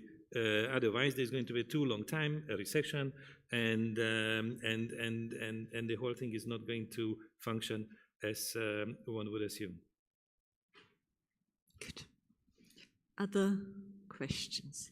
Yes, here in this third row, Lauren Phillips. Thank you very much for the interesting panel. I've been thinking about the way that crises provoke new institutions or changes to institutions. So you were mentioning COVID-19 as a moment of innovation. I wonder if climate change is the type of crisis that can provoke changes to institutions because of its nature of being like long onset and uneven in time and not necessarily experienced in the same space. And I wonder what that means in terms of our capacity to have resilient institutions or institutions that can cope with the crisis or respond in an effective and comprehensive way to climate change. Thank you. So the important question of uncertainty, things you could not anticipate, and climate change is certainly something that has that. If I may, it is completely documented. Huh? We have been we have been knowing for 30 years that climate change is going to happen. But how it is going to hit you like a pandemic. Have a look at the IPCC reports. Yeah. So I fully agree with your question, which is an excellent question. In my opinion, not only in Europe, but worldwide, no one really changed the institution to cope with climate change and biodiversity loss and nature, etc. The market made also a failure. It's not just institution, it's everything. Because we believe in the market, but normally in the market you price the risks. Okay? And we made nothing to price the risk of climate change. At the IMF, at the World Bank, and there will be a summit in France at the end of June on the new financial pact, we continue at the World Bank to work fighting against poverty, though we know that we have all the goals of the UN, which are more broader, where you include climate change, biodiversity, you include also civil rights, equality, etc. So to be very short, I fully agree with you. It's not one crisis. Is it, as Kate said, it's transformative. And the fact that you need, at the same time, to take into consideration global dimension and be very local. I was discussing with the mayor of Firenze about the cycling. And I mean, so you have to go from the waste and mobility for each of us to more global system. And I am a little bit fed up by the, you know, the Monnet sentence, yeah, Europe will always grow with crisis, etc. Because in this case, we might completely be out of, it will not be enough. I mean, and the day we have really climate change consequences, maybe also too late to invent the new institutions. Just, I mean, to follow up, I mean, markets cannot fix the problem. Why? Because transition to net zero or avoiding the worst consequence of climate change is a public good. Right? We know that public goods are not being provided by markets, and it's, of course, there are externalities, right? Just because... but you can price the externalities. You can price the externality, but that's where the government comes in. Through government actions, you can price the externality. And exactly, I agree, that's exactly what has to be done. I mean, just to make the case in terms of institutional change, and I know I sound like a little bit like a broken record, but, or is it now a broken music app? Anyway, so we need, I think the financial markets, the capital markets can be supportive of that. And I think they have to come in. That's why the capital market union is really critical. And not because just for the sake of it, but again, we can lever the amount of private capital out there of course, with, again, pricing properly through government actions again, but allowing this for the necessary investments and for the transition away from brown industries and into green industries. Kate, can I follow up on this for you? So I meant the uncertainty, how it exactly will hit us. Climate change is happening for 30 years, and that the first attempts to get to grips with it internationally is known. But how exactly, and that the pandemic is arguably one that has to do with habitats that come closer and closer to each other. So, Kate, in that, how does the new policy, the new geopolitical EU, whatever it calls itself, has to change if that is in a very less predictable environment than it was perhaps in the 50s and 60s? Yeah, no, that's a great question, and Laura, I think a really, really, really good point. And maybe I'll try to be the positive one in all of this. Why don't I be the positive one? Which is, so I can actually imagine a scenario where the geopolitics actually push towards a race to the top on climate, actually, right? That there are both, you know, sort of, there's a lot of money to be made in decarbonization, right? And we see that in lots of different ways. Different private actors are very much on the forefront of that. There's a lot of geopolitical position, status, power to be gotten from the green transition, right? And that is, of course, in part why the IRA is, as was mentioned in the last panel, you know, very much about decoupling with China, right? And having energy autonomy and independence through the green transition. And so I like to imagine that it's possible for this to actually create a set of competitive dynamics which lead us to decarbonization in a really significant manner. And I will say that 5 years ago, I never imagined we would even be having this conversation. And that, you know, in my sad country, right, which denied climate change, you know, politically for, you know, decades and decades and decades, that we're actually looking at a situation where there's this, you know, full force green transition going forward, right? And I think, well, and central banks, right, to come back to the central bank question, right?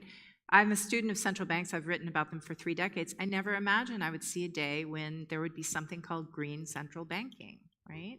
So I think we have to realize that, you know, the politics have changed, the economics have changed, and that, you know, it's there's a potential for a really strong kind of transformative force. I will caution with one thing, which is, I sort of sit on both sides of the Atlantic on this stuff, and I will say I'm very, very worried when I talk to my friends in the Biden administration, when I talk to my friends over here who are in the commission and so on, that there's a lot of cross purposes going on right now, that in terms of sort of, restructuring not only the domestic economies or the European economy, but restructuring the global economy, we still have not sort of done the diplomatic hard work and reimagining of what a new trade system will look like, what a new investment system will look like. There's a question about the WTO in the last panel. The WTO is completely unsuited to any of this, right? Based on its sort of legalism around free trade as the sole purpose. And so I do worry, and I do hope that all of the people who are at this conference over these 2 days really will keep pressing forward to achieve these common values that we deeply share across the Atlantic. So that's my hopeful view. No, may I pay tribute to some Americans? Because I fully agree. No, I fully agree with you that actually it is sometimes a mistake to see the US as being again, and we Europeans, we are the good ones. Can pay tribute to someone giving his name, Rustin Benham, CFTC. He produced a fantastic report on climate in August or September 2020. So when Trump was still in charge, and you had states and you had cities and you had private companies being very, very pushy. And when I was at the central bank, I was a lot involved in the creation of the development of the network for greening the financial system. We were eight central banks. We are more than 120. Incredible. And here, what I observed is that also in our countries, in Europe, you have people putting the blame on Christine Lagarde for what she did at the ECB or etc. So it's not the US, Europe. And this is true, by the way, for quite everywhere. In each and every country, I've seen very committed people, including China, including Brazil, including India, Indonesia, South Africa, etc. And sometimes in our rich country, having more means, we are not very committed. For example, when you ask the question, shouldn't we rate sovereign bonds? From a greening perspective, I can tell you there are some countries in the EU area which are less enthusiastic. So, exactly. So be positive, it's contagious. Okay. Laszlo, you have earlier said, and it relates to the question that Lauren had asked, that we need also to have other stakeholders in the conversation and keep on discussing these issues that then may suddenly have to be decided. How about the next generation, next generations? Because even social partners tend to be a bit status quo interested, and I find that legitimate. But many of these decisions that we now take in the perspective of preventing catastrophic risks will build institutions with which the next generation particularly has to live. Mm-hmm. In other words, you're proposing to involve the young people. How? Some people would immediately say that lowering the voting age, but I think it's also more institutional engagement of the representatives, more active campaigns before all different types of elections for the young people to mobilize, educate in schools, but also outside the school systems through television, social media, for the importance of the participation in the political process, not only to encourage, but also actively listen. So it's easy to say. Of course, it also is a little bit difficult to implement all this, but maybe we are not short of ideas, we are short of actions regarding the involvement of the young people. But I think a couple of years ago, when at the end, the European Commission, which is in place now, decided to put the New Deal to the top of the agenda, it was exactly because these types of mobilizations of the young people on different continents were happening, and it also came through the European Parliament campaigns. So I think it did make a big effect, but then shortly after the Green Deal was launched, the pandemic came and maybe there was less attention to this. But I think there is still a top issue on the agenda of current EU policy, which is the Green Deal, and it also connects with many others. Thank you for your patience. You're next. Thank you very much. Milan Akabat from SEPS in Brussels.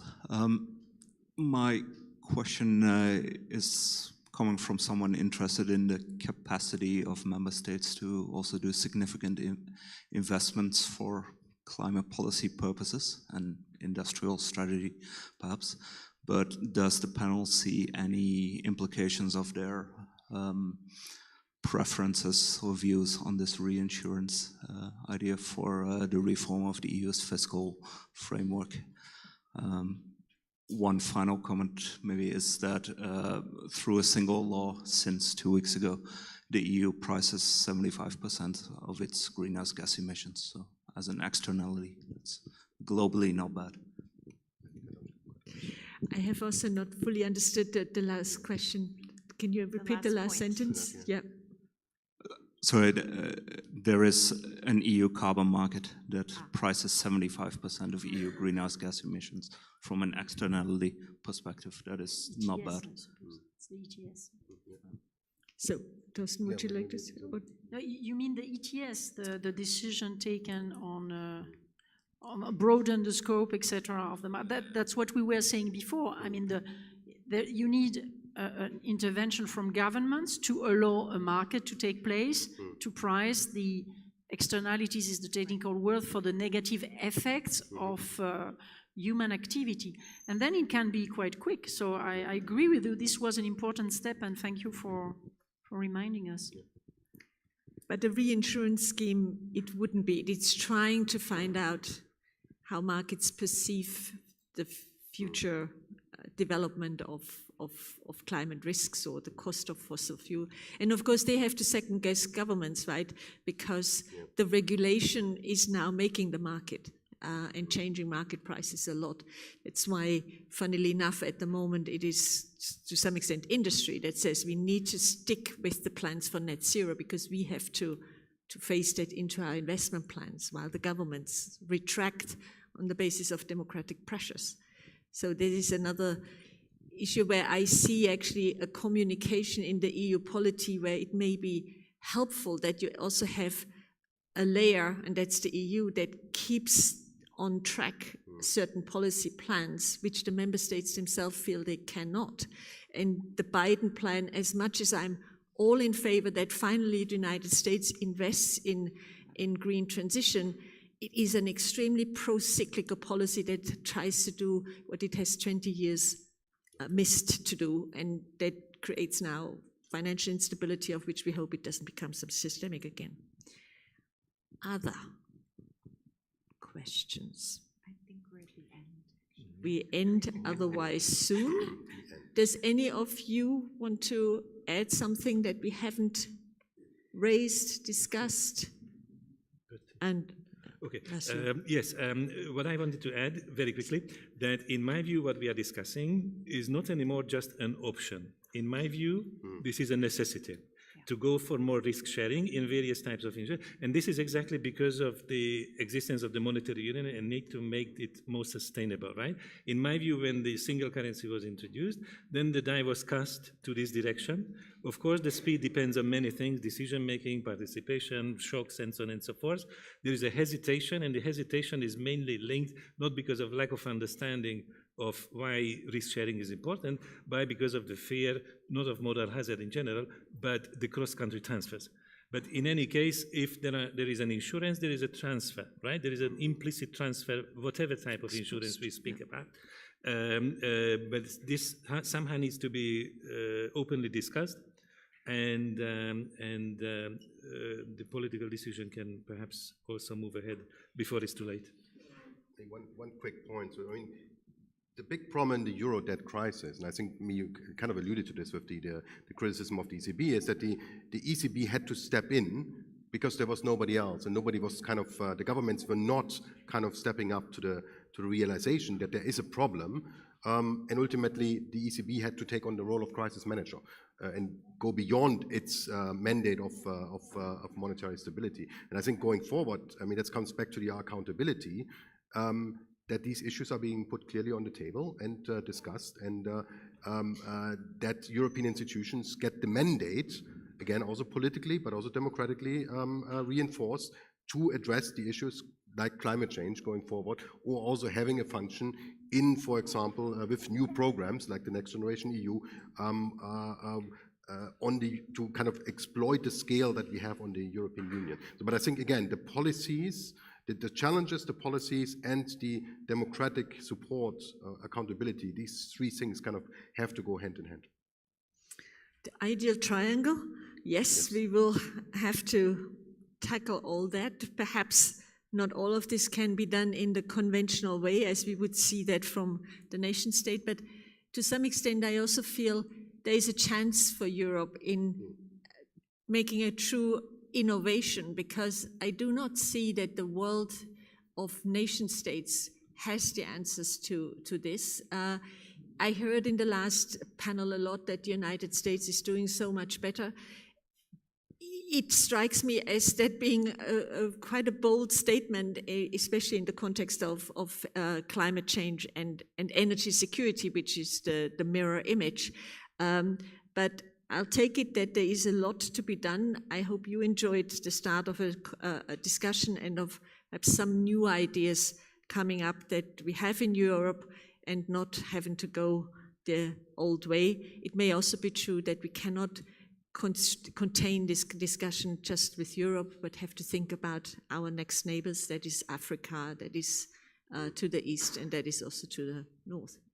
Thank you all very much for coming. Thank you for a very lively panel that I enjoyed a lot, even though you didn't wholeheartedly endorse my idea. That much I have taken, but thank you very much nevertheless. Thank you.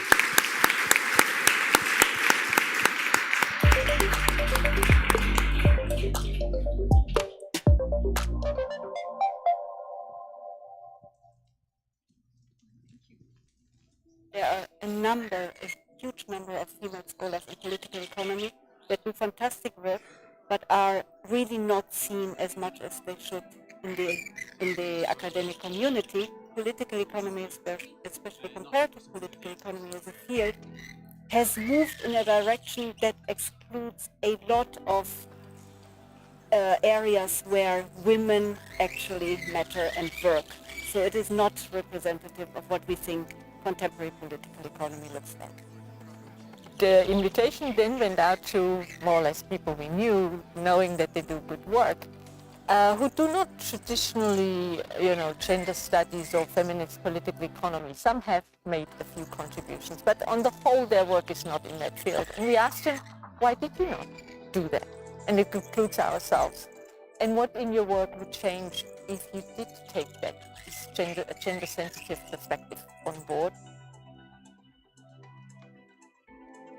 One reason why female scholarship is under the radar in political economy has to do with the fact how the field of political economy is organized.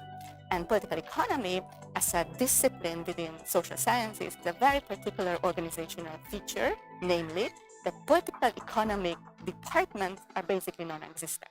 Female scholarship in political economy is under the radar much more so than in other fields of political science, although this conference proves it's improving. And I think for several reasons. So first, it's a topic that is considered to be male. And we know from research on politicians that female politicians are more likely to enter topics that are considered female. This is for several reasons. A, it might be closer to them. So therefore, they simply choose to select themselves into other fields, and this would be, for instance, research on the welfare state rather on research on economics, finance, taxation, etc. But then, of course, there are other factors, such as the fact that this is incongruent with their roles as they are seen. So it might very well be that women choose, even though they're interested in political economy, strategically not into this topic because they know that they will be seen as not following the role they're supposed to have in society. And that might be strategic, that might be outright discrimination, so even though they go into the field out by their male colleagues. Gender is seen as a policy area, and that's below the kind of macro focus of political economy. But then there's also other issues when we talk about, for example, scholarship that works on gender in political economy specifically, which is my personal case. We also don't get heard because there's very little engagement with gender theory and feminist theory in political economy. There's also like a perception of like that this is not really serious academia, or that there's this undervaluation of feminist and gender scholarship, and that thus is not of interest to mainstream political economy. There are also, I think, internal opponents, that is the divisions within gender studies and feminist political economies at large, because we have a huge variation of scholarship within feminist scholarship that ranges from more positivist to more critical thinking, and not having a unified front can, kind of undermine female arguments and female scholarship at large.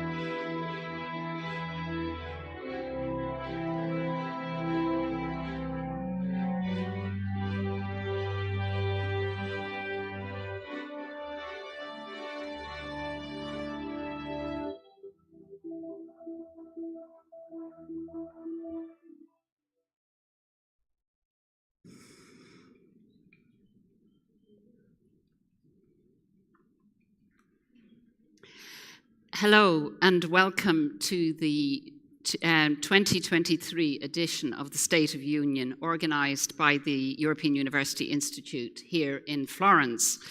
My name is Deirdre Curtin and I'm a professor here at the Law Department at the EUI, and I'm delighted to introduce this panel The citizen is not a data set. And joining us for today's discussion, together with my co-moderator, Francisco de Breu Duarte, we have 4 members of the panel, and starting from my left, Brando Benefei, who's a member of the European Parliament and also shadow rapporteur of the AI Act, Madeleine Buyschock, who's a professor at the Vrije Universiteit of Amsterdam, Sophia, sorry about that, Ranjcordis, who's a professor at the University of Tilburg and also Lewis in Rome, and Mark Rotenberg to my right, president and founder of the Center for AI and Digital Policy. So I'd like to just make a few introductory remarks, and then we will have a question and answer session with the panel before we open up the floor to everybody here. So the title, to start with it, The Citizen is Not a Data Set. It's a strong statement. The words are both normative and also factual.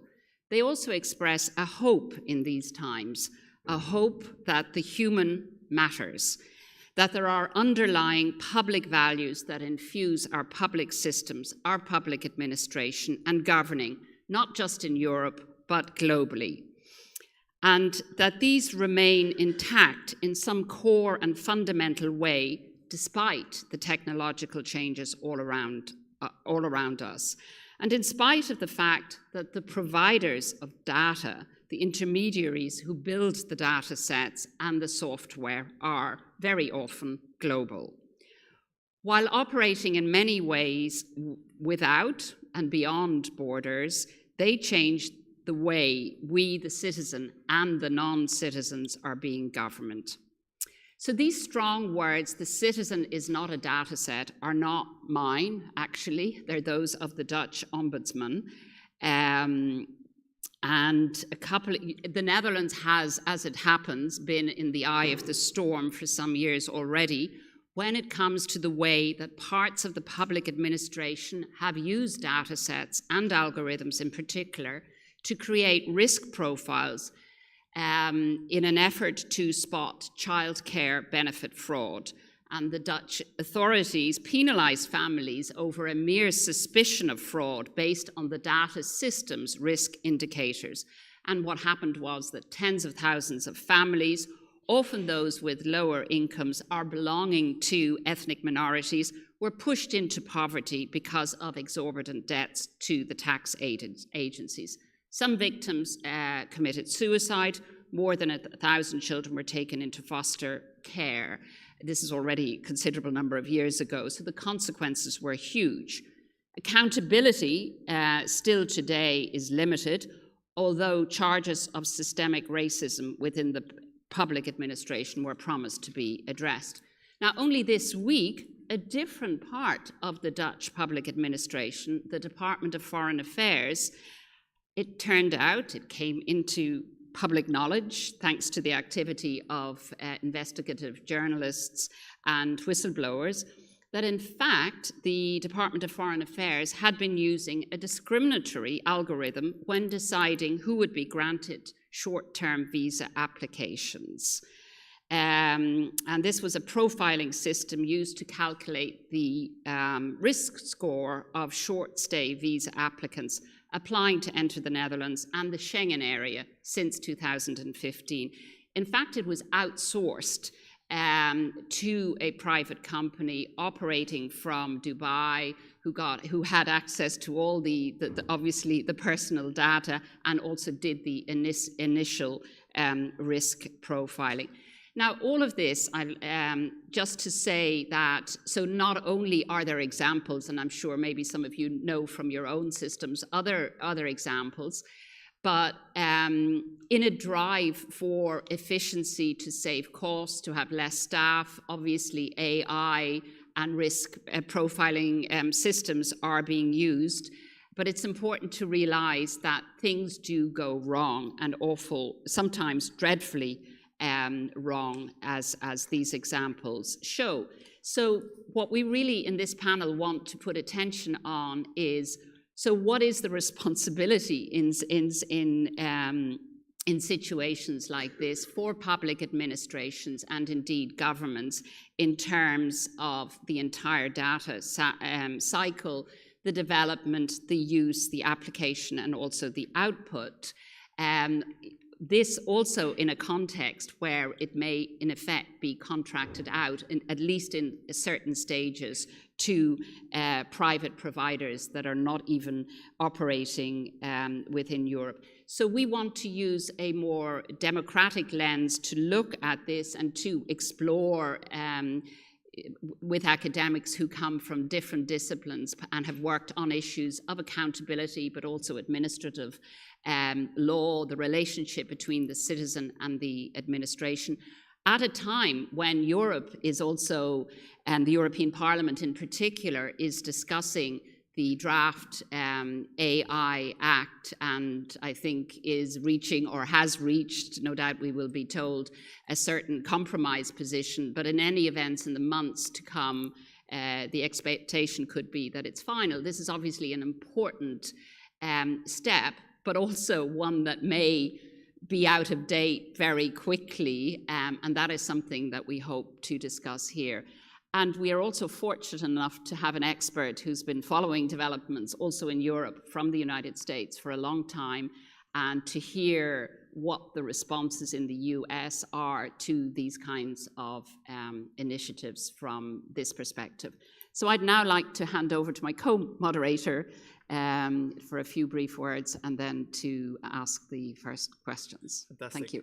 Thank you so much, Theodore, and welcome, Walt. It's really a pleasure to co-host. I hope my microphone is working. Can you hear me? Okay, I'll speak a bit louder.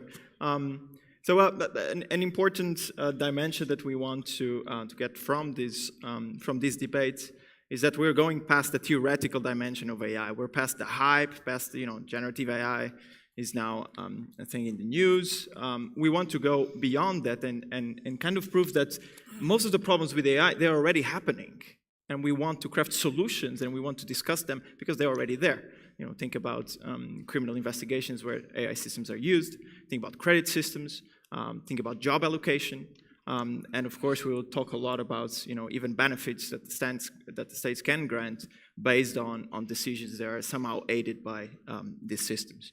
And an important dimension of this, and I turn to Sophia for a first question. Important dimension of this citizens' perspective is how these AI systems are somehow changing the way that the administration and the citizen relate. So we always thought about the administrative relationship as one where the administrator, the citizen, can request information, is entitled to that information, and there's a human on the other side providing the information. And that seems to be changing, and you've done a lot of great work on that. So what do you think is the future of this administrative relationship in this AI context? Thank you for the great question and for the invitation. I believe we have to distinguish between different groups of citizens and different levels of digitalization automation. Right now in Europe, we have 80 million citizens who have no access to the digital, which is something we shouldn't forget as well. And we have countries that are at different stages when it comes to digitalization of government, automation of government. When we look at Northern Europe, which is the context I'm most familiar with, we see basically that digital is changing the interaction between government and citizens at different levels. So we have the general level and also the general group that for which the digitalization is meant. So all of you sitting here. So for all of you sitting here, the use of AI systems basically means that you can interact with government in a very comfortable way. So 24/7 access to documents, filling in your tax returns easily, more or less easily, depending on your country. But in general, it means convenience and very easy interaction with governments. That is the general idea of automation, and it has improved the relationship between government and citizens. It definitely has advanced the right to good administration. So this is the first group, the abstract change. But the thing is, the citizens that are sitting right now here are not the citizens that need the government the most. So probably you are not representative of the citizens that actually knock on the door of the government most often. So for the group of citizens that actually needs the government on a daily basis, AI systems have changed their interaction with government actually in a very negative way. So think of social welfare fraud enforcement. The example that was just given on childcare benefits scandal. This is not just the only example where AI systems were used to change the interaction between citizens and government. There are many more other cases. So for many other areas of government, we see that the citizens in government the most are the ones who actually experience this change the most, because this change means basically that they're being profiled, they're being put in boxes, that basically suddenly they don't get assistance when they actually need to actually file a request for benefits, for social welfare benefit. They have to sit behind a laptop or a phone, because a lot of citizens applying for social welfare benefits do not have a computer at home. So let's just be honest about it. They don't have it, and they have certainly to do everything by themselves without any kind of assistance. And when they make mistakes, because the systems are just too complex, because it's still bureaucracy, just because it's digital doesn't mean it has become easier. It's just a new layer of complexity that has been put on top of it. And when they make mistakes, they get flagged. And this is exactly what happened with the childcare benefits scandal. Many of the citizens did not mean to commit fraud, but they didn't have the digital literacy or literacy to actually comprehend how the system worked. What kind of criteria were there put in place when it came to calculating their income? So they filled in the forms and they made mistakes, and they were flagged because the systems were already designed to flag certain groups of citizens. So basically, for the second group of citizens, who basically is part of low-income citizens, ethnic minorities, the relationship is dramatically different. This creates government anxiety, basically. And that is something that we need to account, that the changes are different depending on who you are, depending on where you live. If you live in certain countries where the digital is, it's still not very common, you may still benefit from assistance. For example, in Portugal, you still have a place where you can go and ask for help when you're having to interact with digital platforms. You don't have that in Denmark, where you have everything is digital by default. You also barely have it in the Netherlands as well. So there is the assumption that the average citizen is a citizen that is digitally literate. But we're excluding a lot of citizens by doing that. So AI systems are affecting this, and administrative law is of course not equipped for that, because administrative law is not equipped for this distinction, and it's definitely not equipped to deal with risk performance, because with risk assessments, which are predictive, because administrative law, the whole design of the interaction between citizens and government is based on the idea of reactions and not predictive actions. Okay, then thank you. Thank you very much, Sophia. I'd like to turn to you, Bonafé, if I may, to ask you to speak to, because obviously you're very engaged with the AI Act, you're the shadow rapporteur, the negotiations have been going on for some time. I wonder if you could just say what you see as the main challenges in this context of also the governments or public administrations as users, and maybe what the AI Act will offer in that regard. I mean, without having to say, obviously, definitively what will be adopted. Thank you. Yeah, well, first of all, thank you for inviting me. In fact, I want to specify that, because it's just a technical European Parliament issue, that I am the main rapporteur, not a shadow rapporteur. Okay. That's I mean, it depends which group is leading. In my case, my political group, together with another colleague, we are co-rapporteurs leading. It's a strange organization. Normally there is one rapporteur, but because of the dimension of this file, we add two. And then we have the shadow rapporteurs of the other political groups. A lot of committees involved, so it has been a big work that we are, as was just said in the introduction, we are getting close to an end. We are hopefully voting next week in a committee level, and then in plenary, and then we will negotiate with the member states. So hopefully, beginning of 2024, we can have the AI Act in place. It's been a long way through, and things have changed in the meantime, because, for example, and this also entails what was just asked on the public administrations, the use of generative AI and new foundation models, so the GPT-4 and such, they have been at the center of the debate of the last months of the discussion, because the original AI Act was unable to catch these systems inside, because it was based on the use cases, and the flexibility of these systems have prevented the original text from being able to catch these systems. So we have made changes so that they will also be affected by this model of risk assessment that can identify which level of regulation the different kind of uses of AI need. So we leave AI with less risk entailed, with less regulation, and we build more regulation for high-risk users, and also prohibit uses that we consider of unbearable risk that should be prohibited. So social scoring, the biometric cameras for surveillance in public spaces, just to mention something that is very important for the public administration, because the interior ministers will have a big fight with us on that, because as parliament we are going for strong limitations, in fact a total ban to the real-time biometric cameras, and a very strict limitation for non-real-time use of these systems. So this is one topic where with the member states we will have a big fight, because on policing, on crime fighting, there is another narrative that we don't abide to. The parliament is quite united that these systems will be very important. Data, in our view, if you look at it, show that it's not true. And also the predictive policing, that's something, again, that is going to be banned in our proposal.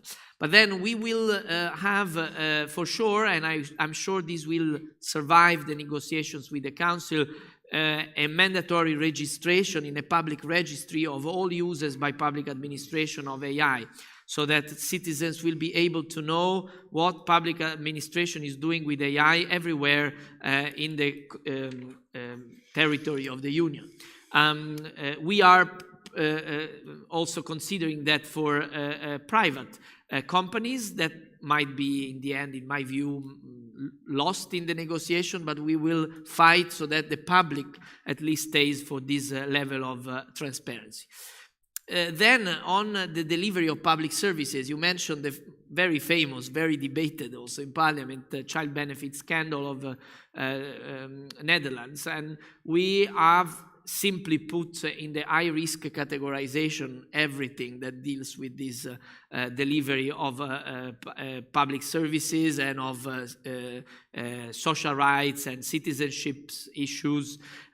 So this means that the data used to train the algorithm will be under a strong scrutiny, because we know already, I give the very easy example, very quick, just to conclude, we know the systems that now select curricula for workers that systematically exclude women for high-level jobs or people of color. This is something that we already know, and this is something that is an easy example of why we want to have this data governance and human oversight in all uses that we consider high risk in AI. And this, for sure, is a matter that a lot has to do with what the public authorities will do, because it means also what we do in delivering in terms of social services, of services for citizens, critical infrastructure. This means also how the city works in terms of the water delivery,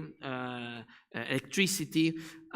We are going to look into how these systems are being trained and how they are checked and how they are overseen. And lastly, I want to say that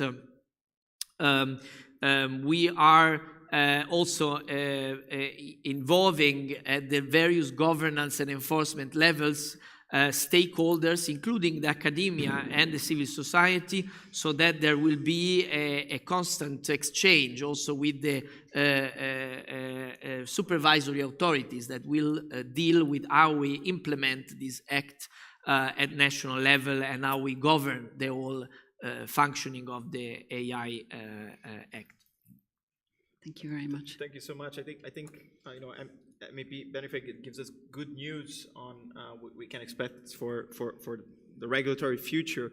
But until now, and I turn to you, Madalena, what we often see is public administrations using privates and delegating these sort of activities to privates, and then shielding from accountability through that mechanism, through that sort of delegation. And of course, the classic administrative relationship, going back to what I said with Sophia, was all about having the administration accountable, due process, transparency. Those were the principles that any administrative lawyer works with. How do you see the evolution of those key principles that have been key for the last 100 years on public administrations in Europe, now in the face of artificial intelligence? Thank you for a great question. I think there are still key principles of public administration. I mean, if I think in the context of AI, what's been happening is that I think we're seeing a devolution rather than an evolution in our established principles on the exercise of public power. If I think back to like 15 years ago when I was doing my PhD, if you think about institutional secrecy, it was rather on retreat. It was relegated to limited areas like intelligence, security. These remained secrecy strongholds, but they were rather exceptional in that regard. And they were facing a lot of pushback. Now, the adoption of AI has really led, I think, to an unprecedented expansion in secrecy and, in fact, normalization of secrecy in a multitude of highly consequential public sector domains. So really a whole array of policy areas, everyday policy areas, that affect citizens' lives in really fundamental ways, affect our life opportunities, are really being colonized by secrecy. And I think this is really disconcerting. And I think there are several mechanisms responsible for this. First of all, I think to a large extent, this is the outcome of a really unhealthy, I would say, public discourse around AI. An AI hype, which has created a sort of, unreasonable expectations, a sort of mythology around the technology and what the AI can do.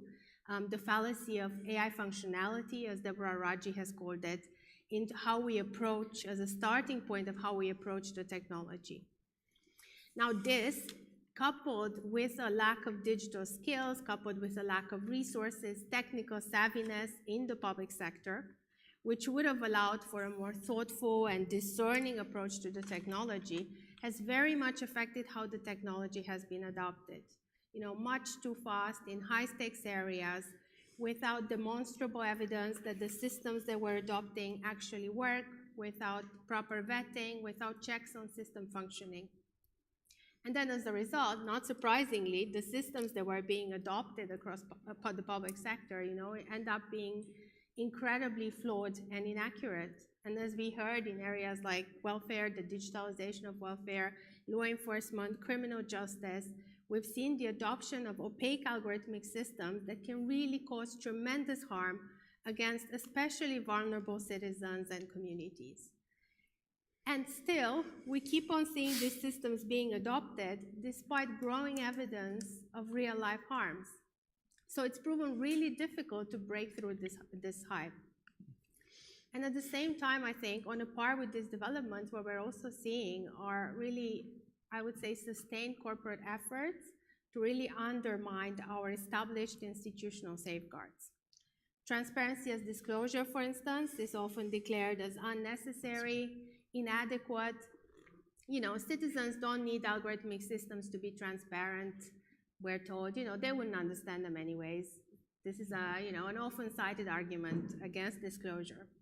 And the lack of disclosure then makes it nearly impossible for citizens then to question and challenge algorithmic decisions made against them, and has also then really limited the possibility, and this is also very critical, for third-party watchdog institutions, for NGOs, for journalists, for academics, to examine and scrutinize these systems on citizens' behalf, and then to really be able to call vendors' bluff on sort of the claims of functionality they're making on these opaque systems. So the example of the Netherlands came up earlier, and there was recently another investigative report that looked actually into another algorithmic system, an opaque system that was being used by the municipality of Rotterdam for welfare fraud detections. And what the investigation revealed was that this system, which was developed again by a private vendor, had been in use for many years, was highly discriminatory and highly inaccurate.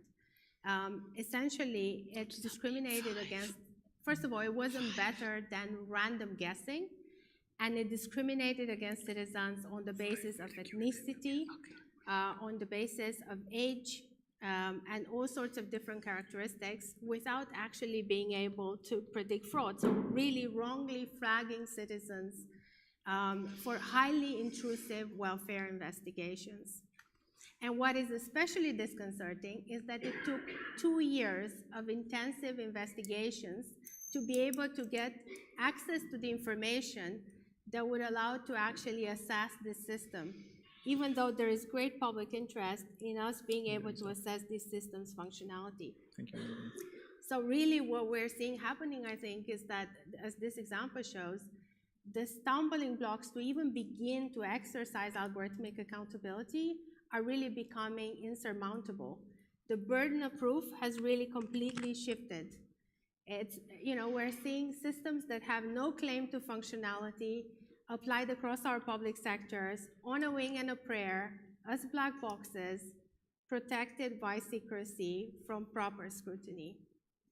And the onus has not been, as you would reasonably expect, actually on providers to demonstrate that these systems work, but really a heavy onus and a heavy burden falls on journalists, on citizens themselves, on academics, to actually try and piece together evidence, gather information, really under conditions of pitch dark secrecy and absolutely unprecedented legal and technical opaqueness. Thank you, Madalena. I think that paints a grim picture, but probably a very accurate picture of what's happening there. Okay, thank you. Thank you, Madalena. We'll come back to some of these issues, hopefully in a while.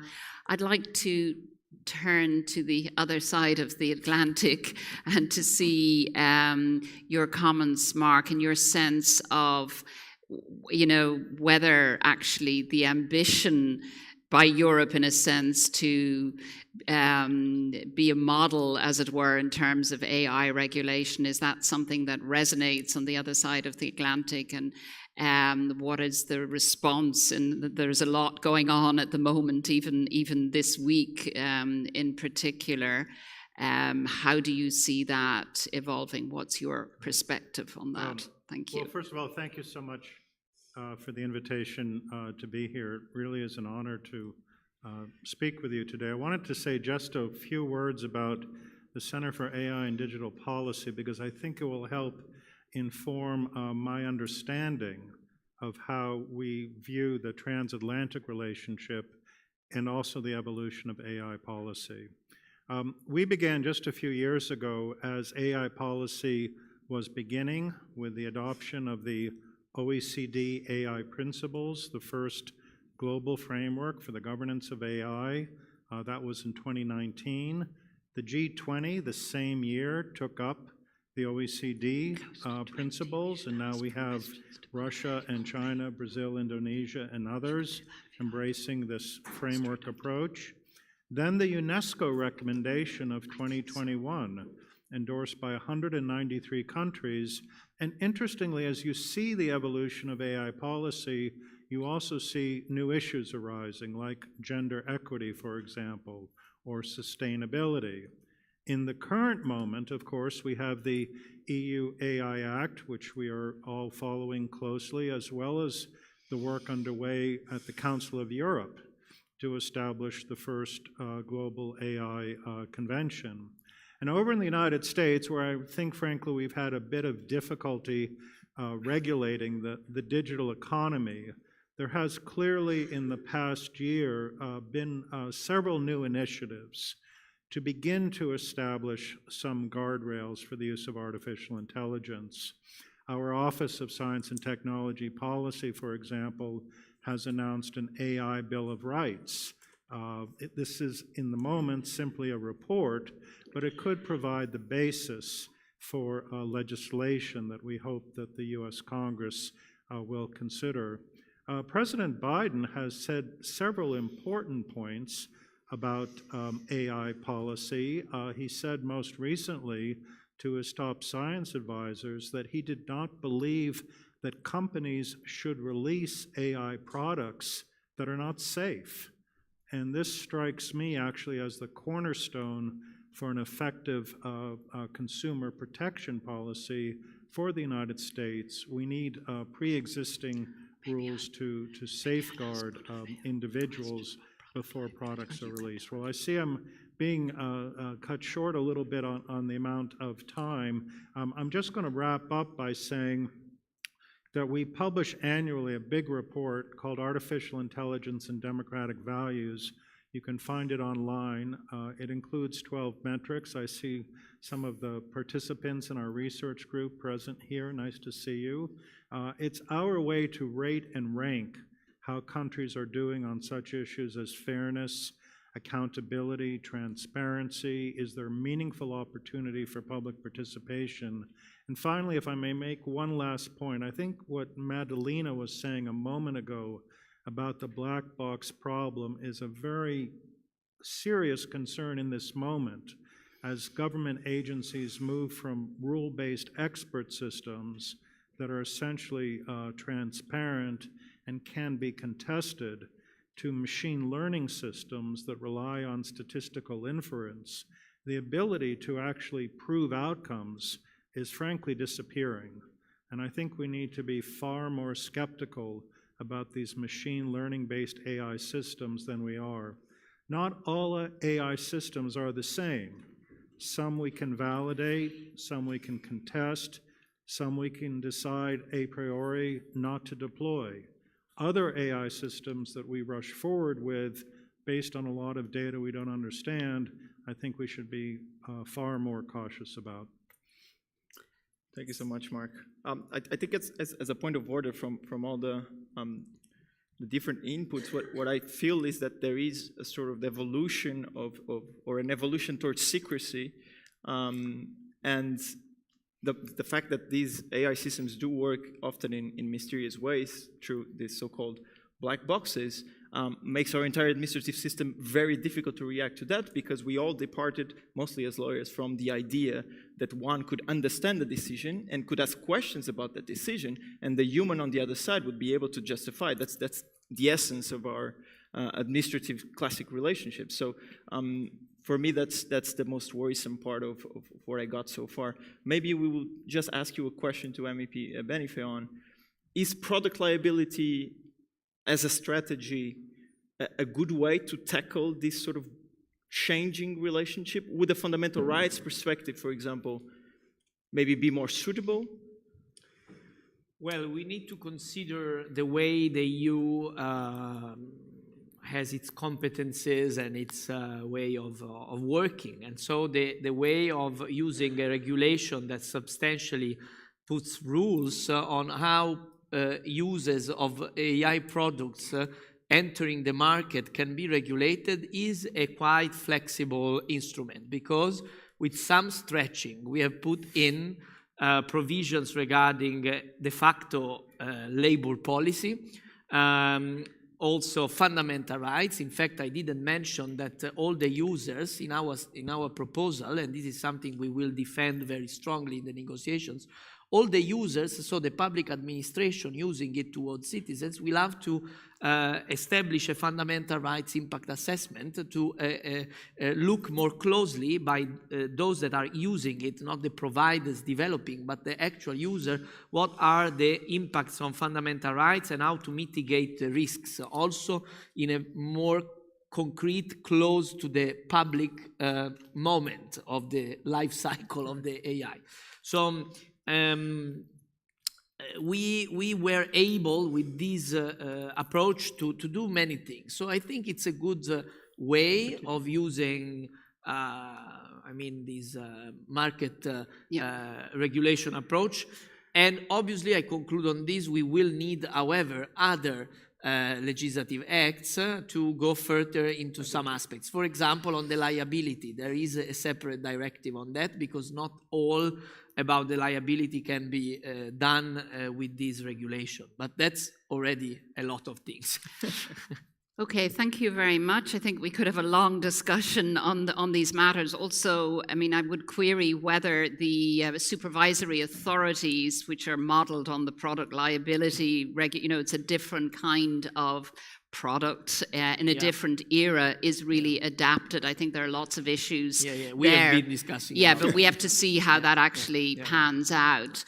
And I think what we're getting with the European Union is just more and more regulation that doesn't necessarily speak properly to one another. I mean, we see that with the GDPR and also all kinds of regulations that were spawned from that.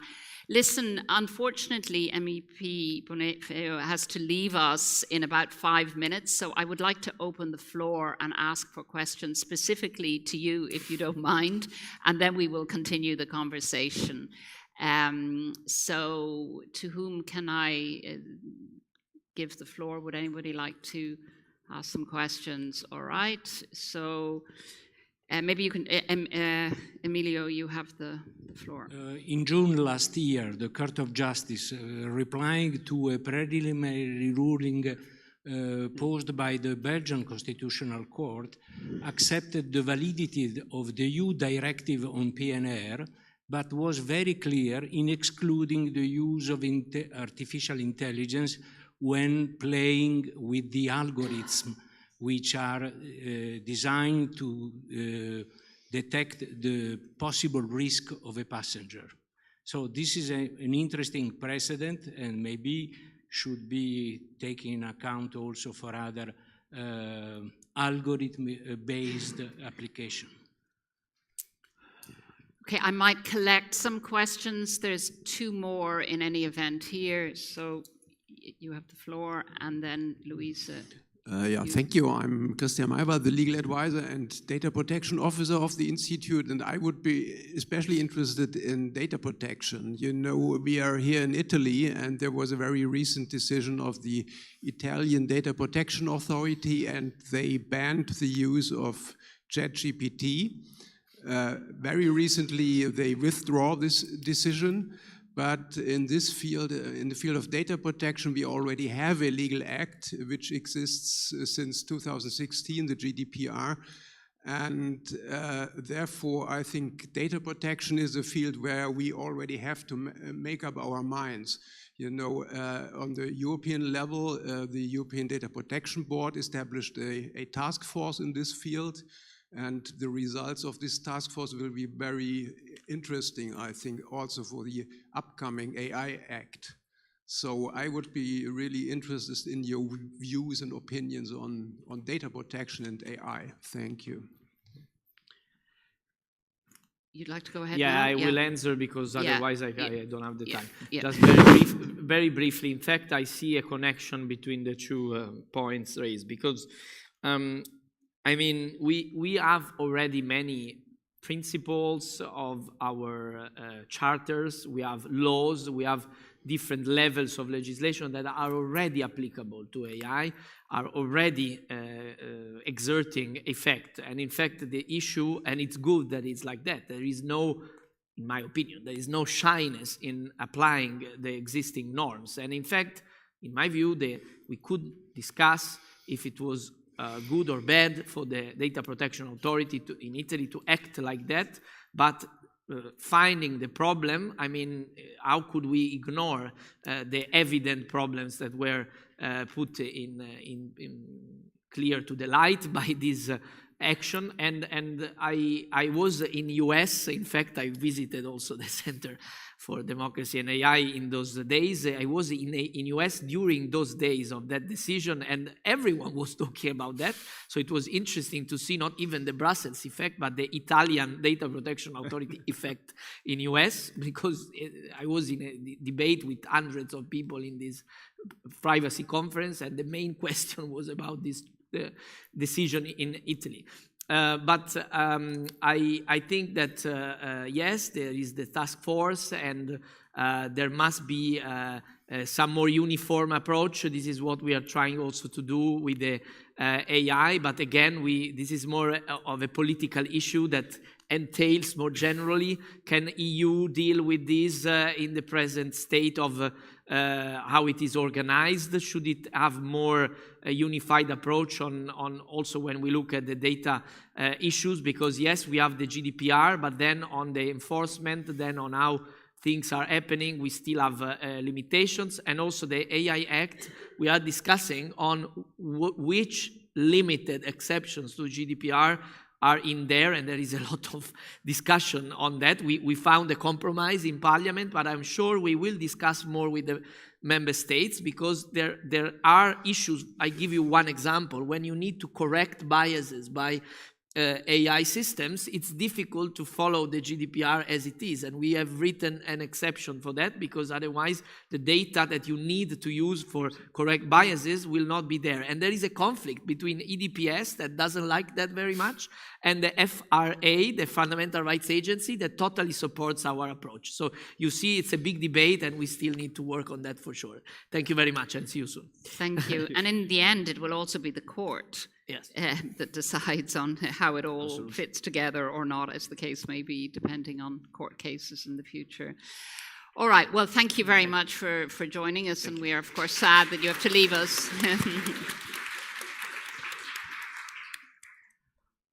Okay, well, I think we'll continue the question and answer. Should we listen to the other two? There were two other questions. Yes, all right, Louisa, and we can... Yeah. Hi. Thank you.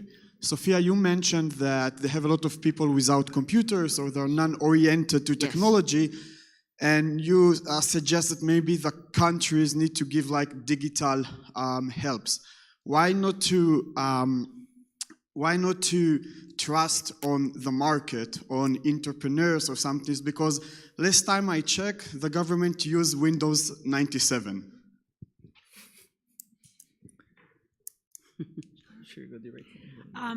It is true that most people can, regardless of the digital literacy, can use Facebook, and they may not be as comfortable with digital government platforms, because Facebook invests millions in making it user-friendly.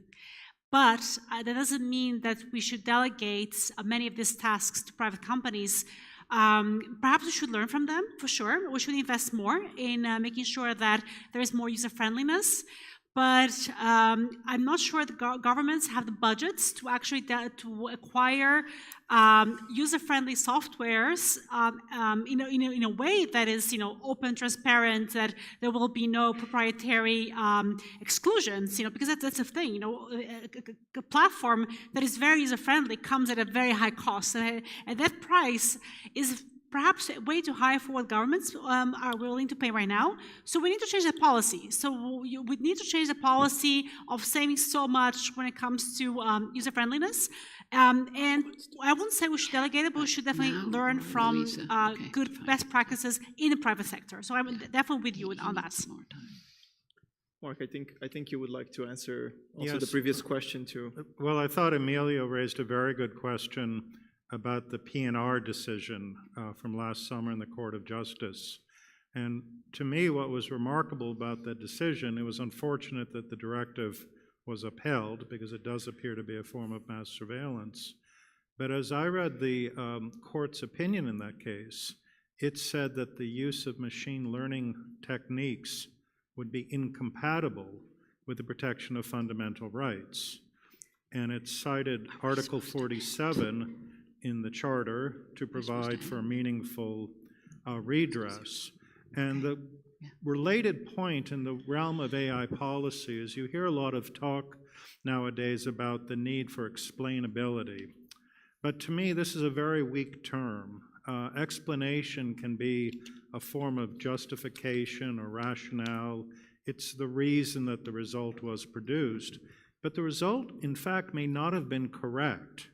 So when we think about AI outcomes, I would ask you actually not to use this term explainability as an endpoint. It may be associated with the decision, but what we're really seeking is contestability.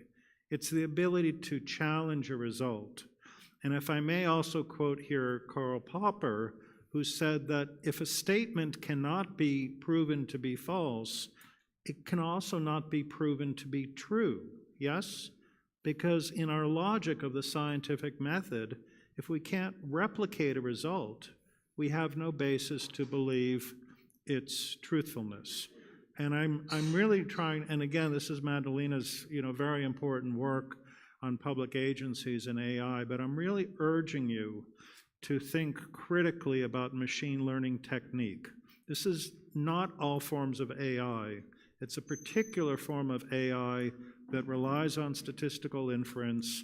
It cannot be replicated, and it's the reason that so many leading people in the field of AI have said, let's slow down, let's understand these systems before we rush forward with further deployment. Thank you so much, Mark. And I think we had an interesting debate this morning on who signed the letter and exactly how. Let's not go there now. Okay. Louisa, you had a question, I believe.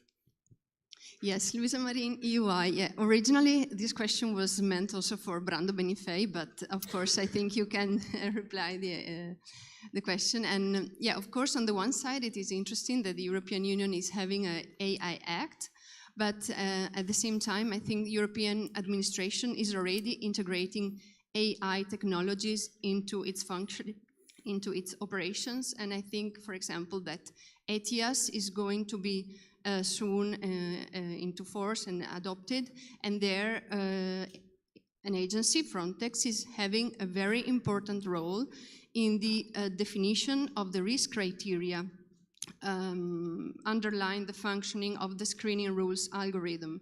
In other words, agencyfication is an agency is involved into the process of definition of risks. So I think that we have here, it has been stressed that there is a form of algorithmic discretion being admitted into the functioning of European administration. So I think that the AI is also a way to conceal expertise and conceal a role for administration, for the European administration, and also for disguising these technical developments under the a mask of expertise, which is very praised in a way, but at the same time, very often there are political choices underlying this type of issues. So I think this is also a problem emerging, I think, with the integration of AI into the functioning of administration. Thanks. Thank you so much, Susan. I think it goes back to you, Madeleine, and this sort of how secrecy sometimes even it works as a justification based on expertise. The AI said this, the AI knows better because it is a machine, and hence I, as an administration, am excused from providing any further reasoning. So how do you reply to that? Yeah, so my stance on this is very clear. I think there should be no case for black boxes, no case for black box algorithms in public sector decision making. I think the public sector works under very different logic, and intellectual protections, property protections cannot trump core public values. If we work into the public sector, we have to uphold public values in the exercise of governmental power. That means transparency, that means accountability, that means replicability, that means due process, reason giving for administrative decision making. This is critical to safeguard citizens' rights and to prevent the arbitrary use of governmental power. And so to that end, for me, I think, and it's one of my pet peeves and frustrations with discussions on transparency, that we've moved away from this issue of disclosure, of actually giving insight into the models for them to be able to be verified, replicable, maybe not by citizens, by third parties, by NGOs, by independent parties. We move towards these models of mitigated and mediated explanations, such as explainable AI and explainability. And I think this is a great disservice to public administration and to the values that we are meant to uphold. Disclosure matters. It matters to a great degree. If you look at the scandals in the Netherlands, it's actually journalists that were able to obtain access to the codes and to the model and to reverse engineer models. And what they need to do to be able to do their work, to actually look inside the box, is kind of insurmountable, right? They need to scrape data. They need to crowdsource information. They need to reverse engineer models to be able to approximate and guess what are the features in that model, which is a very painstaking technical sort of work. They need to file hundreds of FOIA requests, which of course requires a lot of resources, all of that to obtain some level of disclosure to be able to begin to do their job, to actually be able to look into the systems. And when they look under the hood, when they open the black box, what they find often are shoddy systems. It's snake oil. It's systems that don't have a claim to functionality, that have been promoted deceptively into our public sectors. So I absolutely, think that this issue of disclosure is very important, and discussions towards explainability have sort of distracted us. You don't need to open the black box.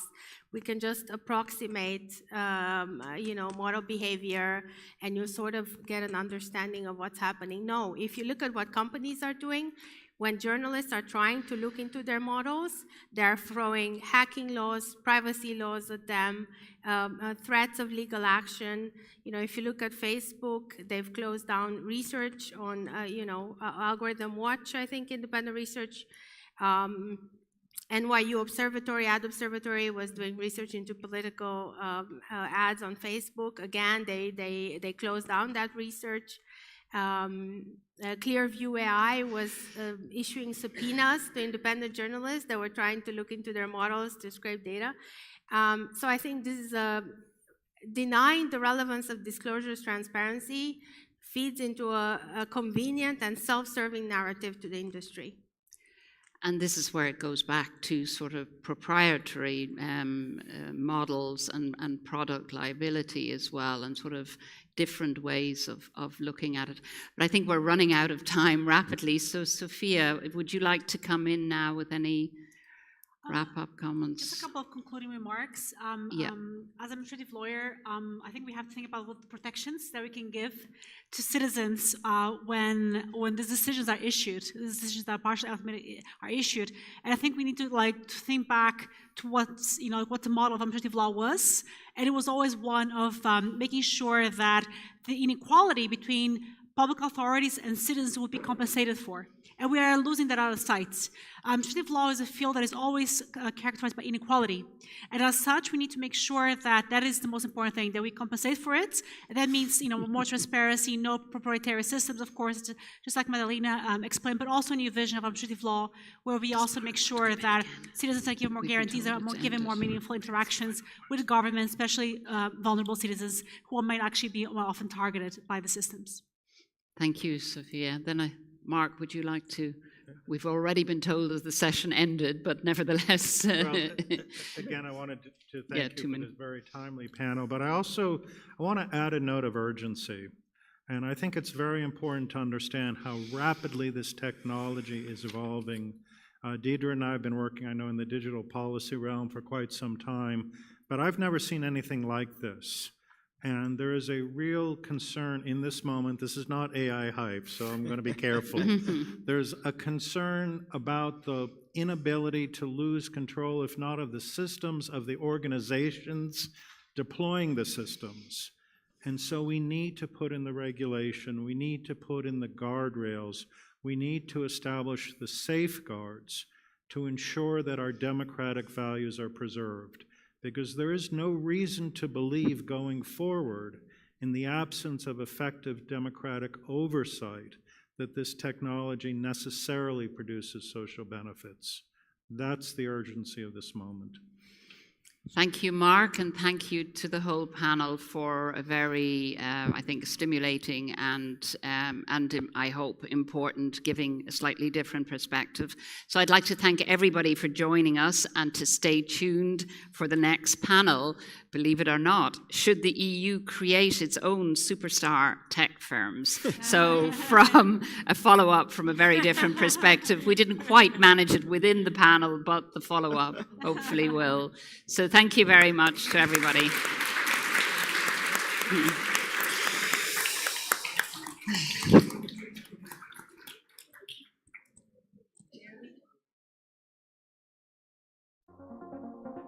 I come from a lot of practical experiences related to these issues, and I thought it's time for me to take some time off to analyze the policies and look at the gaps and see how we can better campaign for change. It's always interesting to meet people from other parts of the world, because these are different cultures meeting interacting, and this is an experience you cannot buy. Academia is great because it helps us to find concepts, to share our ideas, but practice is fundamental in peace building, especially because it's something that you have to do day by day. It's not just a set of techniques, it's also a philosophy that you need to start applying. I think I was also very much attracted to the fact that it's not purely academic. I'm not an academic, I've been a practitioner for the last decade. So I really appreciated the opportunity to lend my perspective from the policy space, the actual policy space in my work. I think this program is designed for someone that really knows what they want to do. And it's a thing balance. You really know what you want to do, so you can come here and really look for the resources that will help you in your path. But at the same time, you need to be open-minded to reshape your idea that you have already before coming here and add new elements and come with something that is better than you have already planned.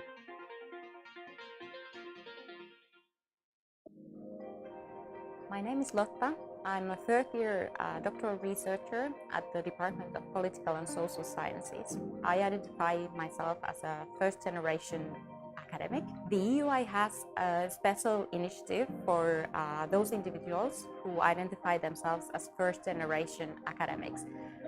In other words, that means that they grew up in families with parents or guardians who do not have a university degree. We know from some studies and also from academic life in general that first-generation academics might face some different obstacles or issues, situations throughout their academic careers that they don't know how to navigate with, or they might not have the support to ask from their parents.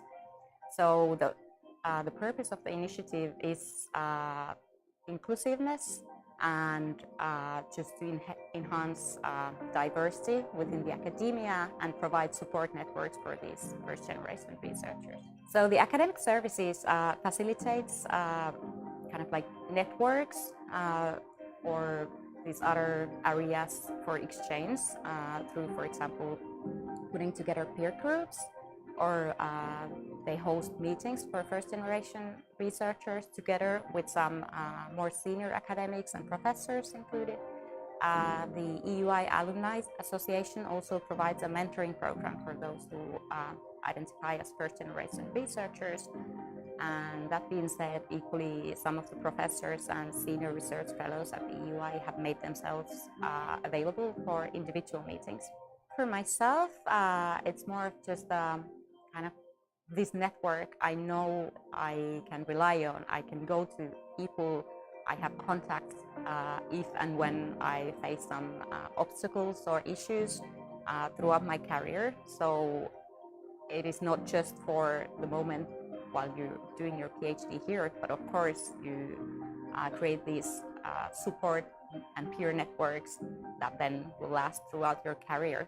And I think just knowing that there is such a network I can rely on, but also at the same time that to see faces, okay, I'm not the only person who's going through these struggles sometimes. So I think that's just in general very encouraging. I come from a lot of practical experiences related to these issues, and I thought it's time for me to take some time off to analyze the policies and look at the gaps and see how we can better campaign for change. It's always interesting to meet people from other parts of the world because these are different cultures meeting, interacting, and this is an experience you cannot buy. Academia is great because it helps us to find concepts, to share our ideas, but practice is fundamental in peace building, especially because it's something that you have to do day by day. It's not just a set of techniques, it's also a philosophy that you need to start applying. I think I was also very much attracted to the fact that it's not purely academic. I'm not an academic, I've been a practitioner for the last decade. So I really appreciated the opportunity to lend my perspective from the policy space, the actual policy space in my work. I think this program is designed for someone that really knows what they want to do. And it's a thin balance. You really know what you want to do, so you can come here and really look for the resources that will help in your path. But at the same time, you need to be open-minded to reshape your idea that you have already before coming here and add new elements and come with something that is better that you have already planned.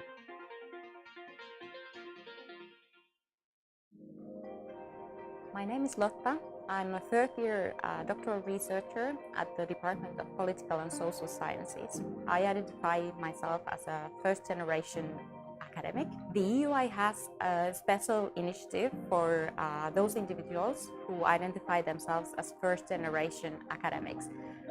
In other words, that means that they grew up in families with parents or guardians who do not have a university degree. We know from some studies and also from academic life in general that first-generation academics might face some different obstacles or issues, situations throughout their academic careers that they don't know how to navigate with, or they might not have the support to ask from their parents. So the purpose of the initiative is inclusiveness and just to enhance diversity within the academia and provide support networks for these first-generation researchers. So the academic services facilitates kind of like networks or these other areas for exchange through, for example, putting together peer groups, or they host meetings for first-generation researchers together with some more senior academics and professors included. The EUI Alumni Association also provides a mentoring program for those who identify as first-generation researchers. And that being said, equally, some of the professors and senior research fellows at the EUI have made themselves available for individual meetings. For myself, it's more of just kind of this network I know I can rely on. I can go to people, I have contacts if and when I face some obstacles or issues throughout my career. So it is not just for the moment while you're doing your PhD here, but of course you create these support and peer networks that then will last throughout your career. And I think just knowing that there is such a network I can rely on, but also at the same time that to see faces, okay, I'm not the only person who's going through these struggles sometimes. So I think that's just in general very encouraging. I come from a lot of practical experiences related to these issues, and I thought it's time for me to take some time off to analyze the policies and look at the gaps and see how we can better.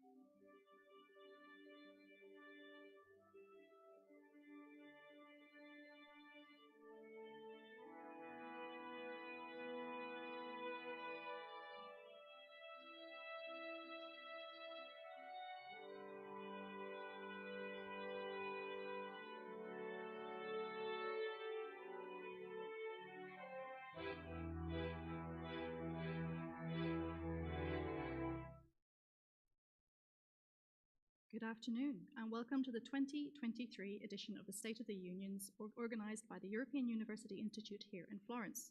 My name is Aoife White, and I'm the Politico Europe Technology and Competition Editor. This is the last panel in this room, although there is one more like elsewhere, before we start the social event in the evening. Well, I hope we can wrap up the day with some stimulating debate for you. We're talking about, should the European Union create its own superstar tech firms? When I first saw this, my initial idea was yes, of course, but the question is how? And we can circle back a little bit onto what do we really want out of this as well. But to discuss this, I have European Parliament Vice President Dita Kadantsova. I have Nicolas Coulin, the co-founder and director of The Family, and you should read his Substack newsletter, and Jean-François Bobier, the partner and director of Boston Consulting Group. And we're going to start with a presentation by Jean-François to give us some data to start the argument on what we mean, how we get tech firms and how we should grow them. So I'll pass on over to him to give you some of the findings that he has from his own research. Hello, thank you for having me this evening. So hopefully the slides will show up. I'm a consultant, so I can't do without slides.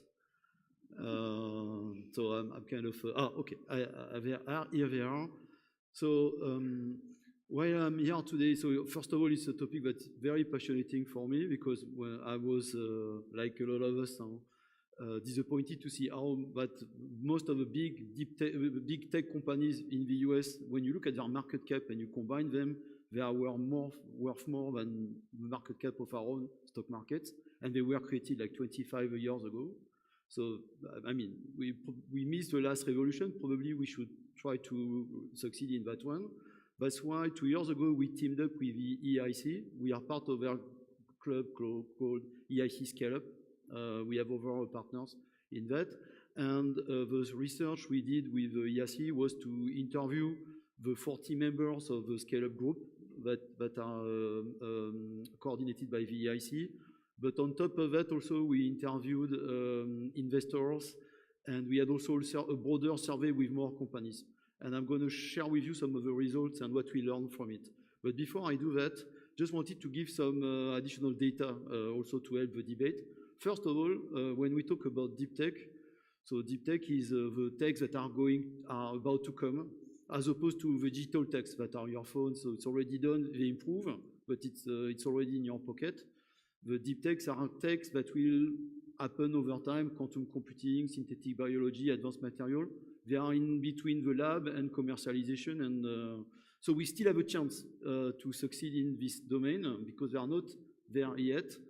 And what is important in deep tech is that one thing you learn is that talent is key. Talent is key. The main ingredient to make a deep tech company successful is having the right talent in the company. You need the best researchers, you need the best experts to succeed. And good news is, when you look at the chart here, Europe is good there. We have a good starting point. The key ingredient that we need, the talent, is there. When you look at patents, when you look at universities, when you look at the number of people we train, we are first class.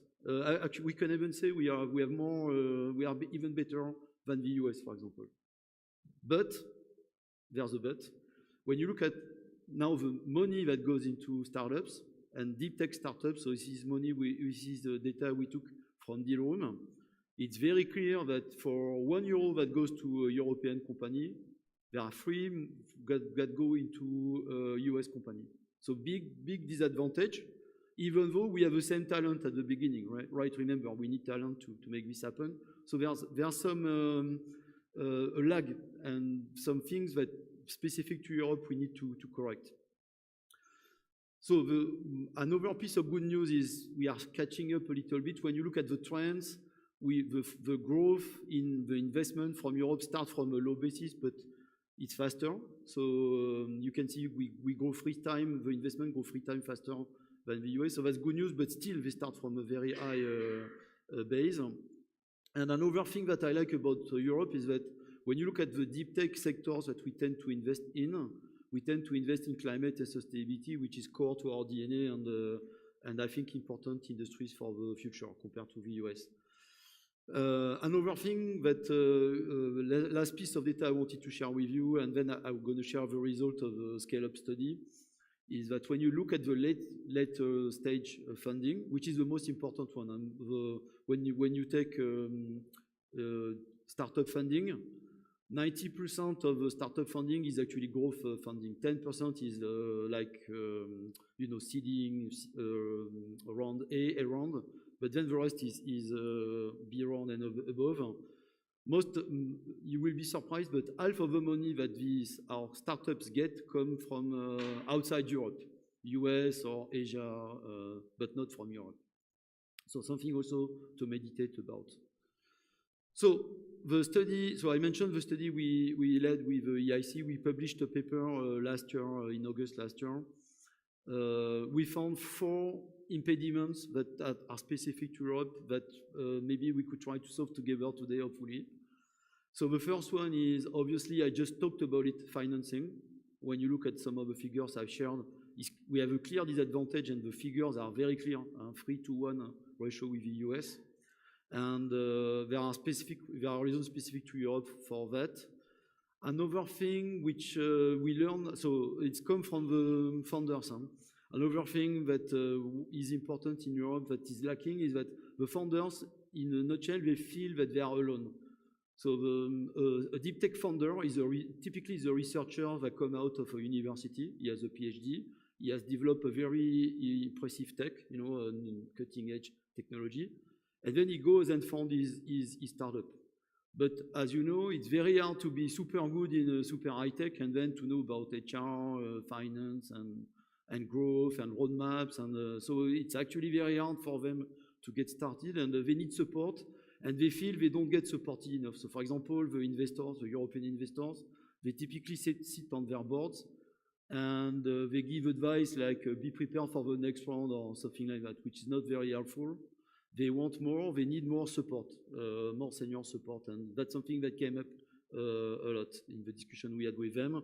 Another thing that European is not very good, obviously, that we like engineering, we like developing innovative stuff, but we are not as good as the American to make marketable stuff, to make products that will actually sell, and it's something that is lacking. And also when we talk to the founders, they recognize it, but they have a lot of difficulty to translate something cool that they have found, innovative, into a product that will be bought by customers, and it's actually hard to do. And the last thing, and something maybe where this institute can help, is they feel that, let's say, the European institutions could help them more. We will talk, for example, about fragmentation and regulation. The American company have clearly an easier job, right, compared to the European company, and maybe something we can help with.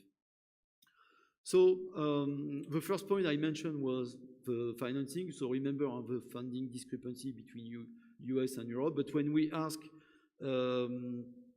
founders, but also when we ask investors, both of them, they both agree, it's interesting, they both agree that it's very difficult, for example, to find a lead investor for a funding room. You will always find investors that are willing to put some, a few million euros, but an investor able to put 10 to 20 million euros and lead the round is actually very hard.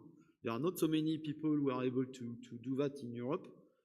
Actually, one of them is BPI France. You probably heard about BPI France, but then you need to look outside Europe very quickly. You need to go to Temasek, you need to go to Lux, you need to go to DCVV, outside foreign funds, basically able to do that.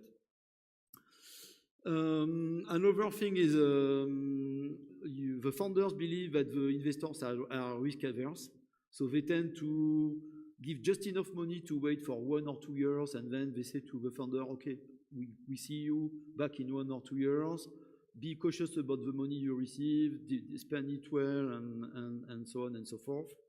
It's funny because the investors, they exactly think the same about the other European investors, that they are risk averse too.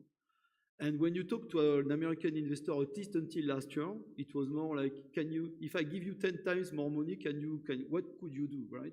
They have a different mindset when it comes to investing. They tend to be more ambitious and try to push the startup to do more, to be more ambitious. And it's also, that cultural attitude is very different from US and Europe. I can tell you, I saw it many times. Another thing, so I just mentioned it, the founders feel they are alone, and one thing they don't like is their board of directors, and they feel we could have more help from their board of directors. So it's something that, a message that we give to the VC investors, that they need to bring advisors that actually help the founders and not just look at the financial results, because it's not helpful. Now, a little bit of additional data I wanted to share with you. So the founders, they feel that the European Union is very fragmented, and you can see it on that slide. A lot of differences between the countries when you look at that slide. So here, what you see is the funding split between countries. So sorry, I put the UK in. It's a broad definition of Europe. It includes also Switzerland and I think even Norway. But you get the broad picture, which is interesting, is that it's fragmented. There are countries that do better than others. And we did an index. So one is the European average, and on the type of investment you receive per GDP. So you see that UK is really good. Sweden is very, very good, for more than four times the average. France is okay, 1.3 almost. And then there are some countries, for example, I'm sorry to say because I love Italy, but where we could probably do better. And there are probably things to examine to understand why, compared to the potential of Italy. The Italian startups receive so few funding compared to, for example, French or whatever. So it's probably something to examine. We can discuss it, of course, if you want later. There are some things already we know, and then maybe some factors could come into play. Another thing that Europe could do probably better, I think, is regulations, and we'll probably talk about this. The US tend to be favorable for tech companies. Just a few examples here. I don't know if some of you went to San Francisco a few months ago, but there are actual autonomous cars in San Francisco. No driver, I'm not kidding. And it's authorized by the regulation. Of course, it's limited to some city blocks in San Francisco, but then they can really learn. They acquire data and they really learn in a live situation. In Europe, we never had such authorization. It doesn't exist so far, as far as I know. And I'll explain later, but it's one of the big actually area of investment in deep tech. And this is one where we don't help the companies, obviously. Another one, I talked about synthetic biology. Do you know that agriculture is responsible for 30% of emissions? I mean, it's a lot. And also plus the problem of the soil pollution with the fertilizer and stuff. There are other techniques called synthetic biology. So the idea is to engineer some bacteria or algae to make some proteins that you want. The FDA 2 weeks ago gave the okay for lab-grown meat, so using that technology. At the exact same week, Italy was considering a law to ban it. Just, think about it for a second. Again, I'm not saying I will necessarily consume it, but very two different reactions to that technology, right? Climate technology, everybody heard about the so-called Inflation Reduction Act from the US. They already drew a lot of startups, European startups to the US. So for example, Norvolt announced a few weeks ago that they would create a factory, I think, a gigafactory in the US instead of Europe because of the subsidies that they receive, obviously, in the US. And another thing, I'll explain why it's important, but the US regulations tend to be more amicable towards the pharma companies in general and the drug approvals. I'm not saying it's easy, but they tend to be more favorable also in terms of pricing. And why I make these points is that when you look at $100 of funding for the period 21-22, 17 went to AI in pharma, so to discover new drugs. That's deep tech. Second category, autonomous driving. That's why I'm saying it's important. It's not, and autonomous driving, there were billions of dollars poured into that. It's a very difficult thing to do. We are able to have cars that are good, but Cruise, for example, received $4 billion funding. It's one of the startups allowed to drive in San Francisco. So climate technology, so that we are not bad, but it's 9%. And obviously the new regulations from the US are favorable for that. And so that's why, I mean, it's no coincidence in a way that the regulations tend to favor these important markets. So when we look at the recommendations, so obviously with what we do with our clients, we recommend them to be involved in deep tech, to do pilots, to do proof of concepts, to invest their money, to be more involved, because that's super important, because we need commercial applications. Investors need to change. Remember the difference between the US investor and the European investors. And of course, there's a lot we can do at the governmental and institutional level by investing directly, by helping with regulations, by continuing to support academic research. And finally, there are things we can do also to help the scale up themselves. So for example, they need a lot of support. Creating accelerators, incubators can help them because they need advice. The PhD founders, they feel alone. I can tell you, we talk to a lot of them. They feel alone. They know very well a research domain, but then there are a lot of things that they don't know. But creating a business, it's very complicated. So, thank you. Thank you. Sorry, I was maybe too long. But, no, it was perfect. There's lots of information. Dita, is there anything you find surprising or worrying in those? I would not say that there was a big surprise, but for me, what was interesting to hear perhaps about the funding, that we have a lot of funding at the early stage for the startups, but then there is a problem at a late stage funding. The other issue, which is also surprising for me, is the problem of the skills, the business skills that is needed. So we have genius developers, researchers, but then the problem comes when you want to translate it to a concrete company to have the skills to run it. And that's, I think, long-standing problems that we have in Europe. When it comes to the question of money, I think we've been discussing for a very long time the question of creating capital market union in Europe, which we haven't succeeded yet. So I really hope that this could be one of the also examples to push this discussion forward. Of course, there was a bit to really about my work, about legislation, regulation in Europe. Whether it's good, whether it's bad, whether it's needed. And I do travel quite a lot also to the US, and I'm always disappointed when I see a lot of European companies that decided to leave Europe to settle down in US. And it's true that the arguments that they use is always money. And the second is the business environment. I wouldn't perhaps call it regulatory, but business environment, which comes with the attitude, with the mindset, but also the regulatory field. But there, I honestly think that the regulation in Europe comes in the wave.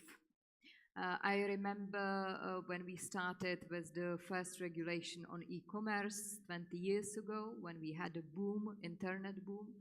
Now we let it go for 20 years, and it's now the period where we, negotiated, and we are about to implement Digital Services Act, Digital Market Act. We are about to discuss the Artificial Intelligence Act, and these, for me, are the examples which are needed in Europe. Why? Why we started all the discussion about the Digital Services and Digital Market Acts? Because if we hadn't reacted at a European level, we would have ended up with 27 different national laws, which would be even more complicated, more fragmented market for the companies to run the business in Europe. I'd like to come back to some of those points about the DSA and the DMA, but we'll do that later when we come back to the should part of the discussion. Nicola, just to ask you one question here, which is about deep tech versus tech. I mean, deep tech is a very broad understanding. It's engineering, it could be health, it could be anything. Why? What is important about that distinction there? I think Jean-François defined it well. Is deep tech is any tech that's quite far from the market, and there are a lot of resources to be invested to build the steps for this particular tech to reach customers up there. And that process is extremely difficult. What I'm a bit worried about whenever I hear about deep tech, especially in the European context, is that we we tend to, we resign ourselves to the fact that we've lost the war of building, giant tech companies, which is exactly the topic of today's panel.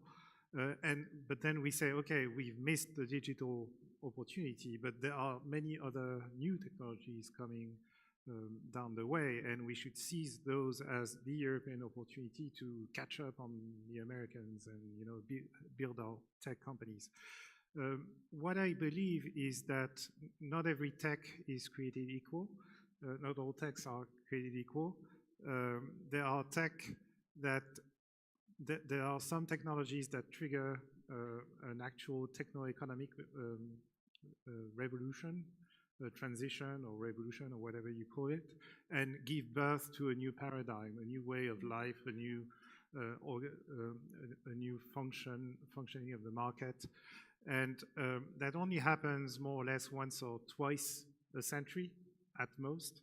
And the last big revolution was the invention of the car, the automobile as a consumer product. And now we all drive cars, or almost all of us. But and that changed everything about our way of life and how society works and how the economy creates value. I think the digital technology is today's equivalent of inventing car manufacturing early in the 20th century. And therefore, the question is not, what's the next big revolution, because that will probably only come up in maybe 20 or 30 or 50 years. What we need to realize is that every techno-economic revolution like that triggered by the digital tech provides the opportunity for every country or every continent, for that matter, to catch up and create some value locally and generate those returns that makes a developed economy and that provide plenty of resources for everyone. So I tend to think that too much focus on deep tech is, in a way, renouncing to wage that battle of catching up in the digital economy. And so I'm a bit always worried about that.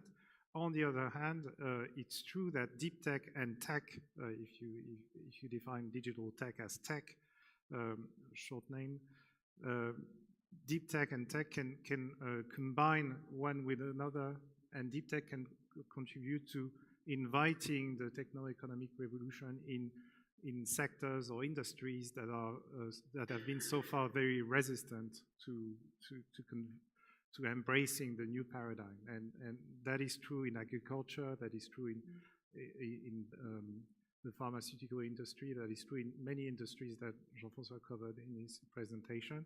And so we need to make an effort, but always keeping in mind that it's not about waging the next battle, it's about getting back in the current battle with specific assets that are uniquely European and that are technological assets.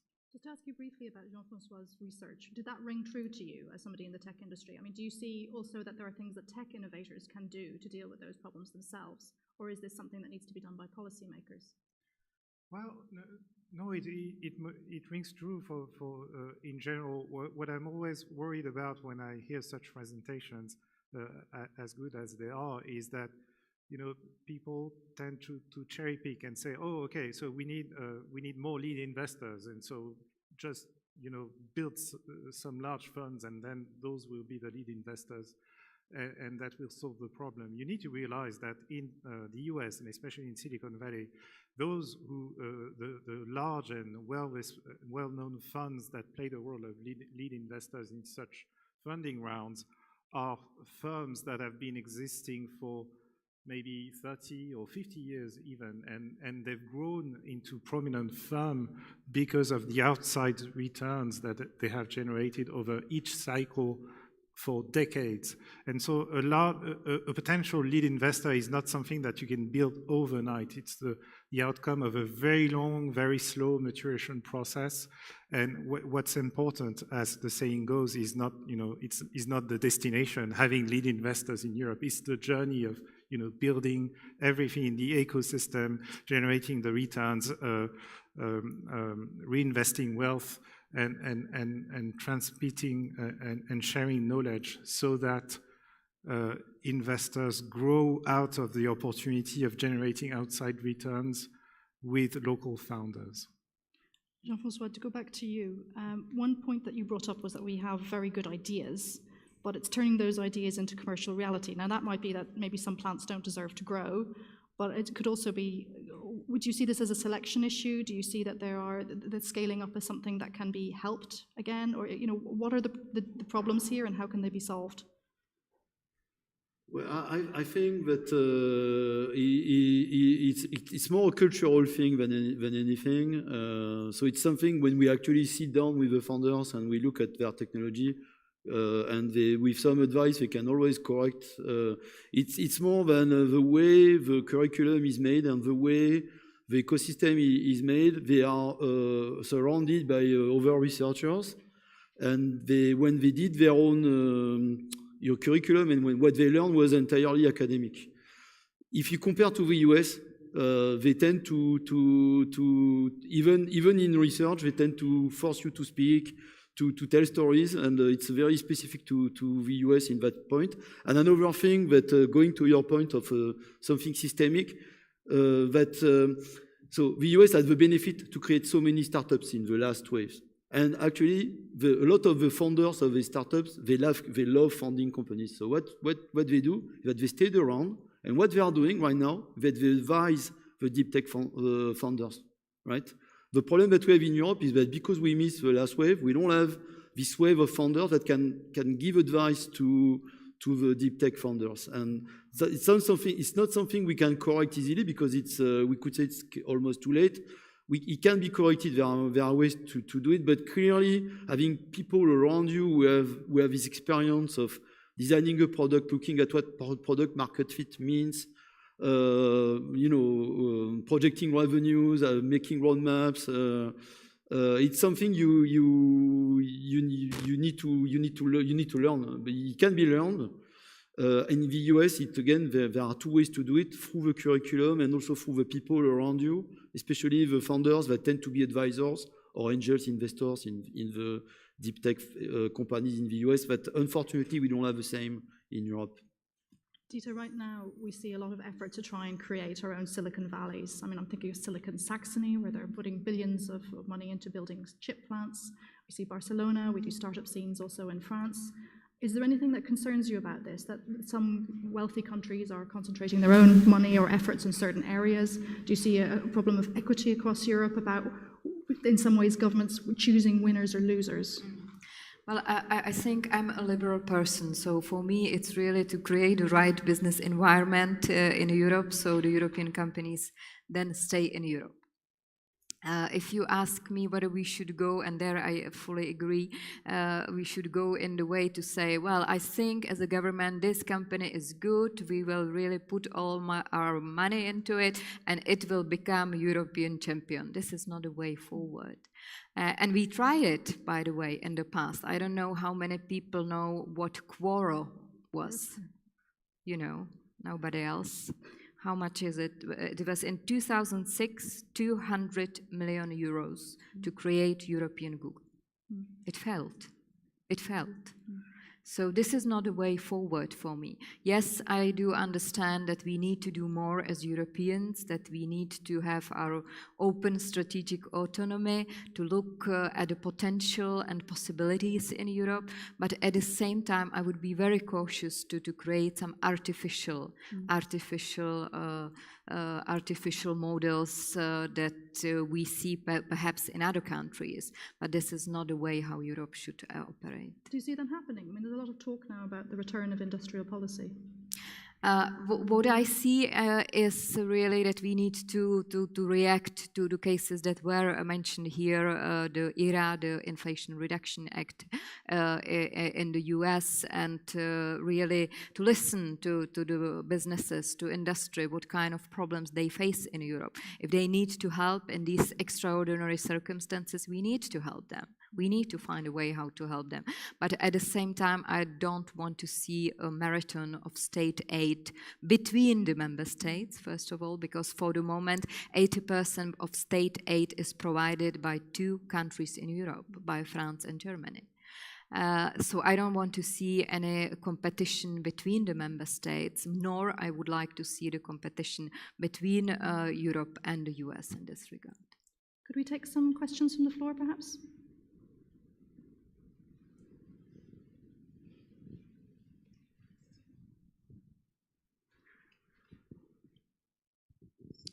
Thank you also for the interesting presentation. I would have a question for the Vice President of the European Parliament, because this is called the State of the Union, and this is really the key challenge here, is the lack of union. So as we are coming in the last year of the European Commission and the European Parliament, like, are there any initiatives to create actually this union? And what you say, the challenges on the capital market, it's not going to be realistic anytime soon, but it's not only the fragmentation between countries, it's even within countries. In Italy, there's 21 health systems. There are several other countries that even within their own country, there's competition. On many other topics, again, I'm here at an embassy where we have to fight, like, oh, there's a new institute, there's a new telescope being built, where we fight between countries. Oh, it has to be there, it has to be there. So these infights are costing us so dearly. So again, we need more union. So what are your views on this, and how to, because even within the European institutions, we actually would need an overhaul again of our own governance system, especially also if we're talking about enlargement. So how to anticipate this, and how to create, actually also convince certain countries that are very wary also of this deep tech. We gave some Italian examples already, that we actually need the European Parliament and European Commission to have more leeway to work on this. Thank you.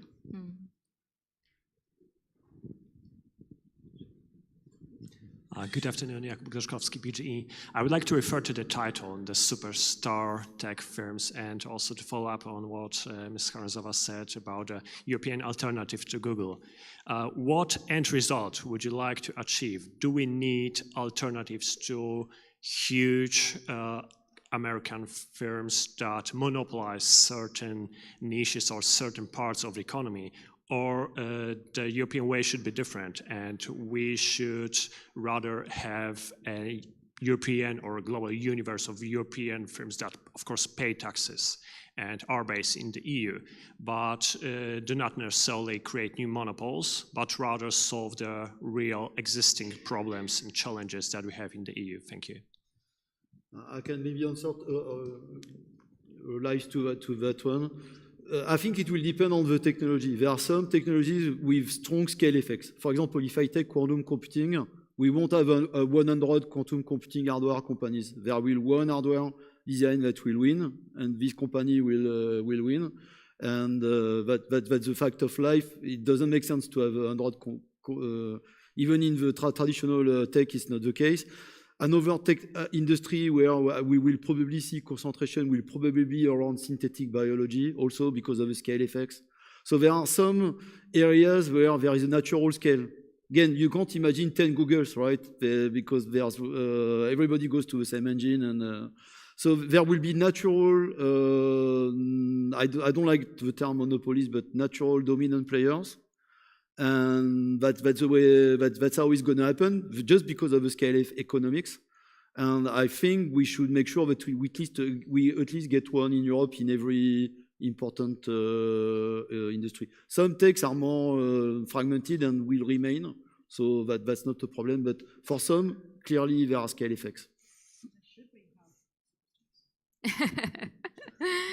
Sure, but the question is how to achieve, and you said it at the beginning. And if I may come to the question whether it should be done in a European way, yes, and we've been going through this process in a European way.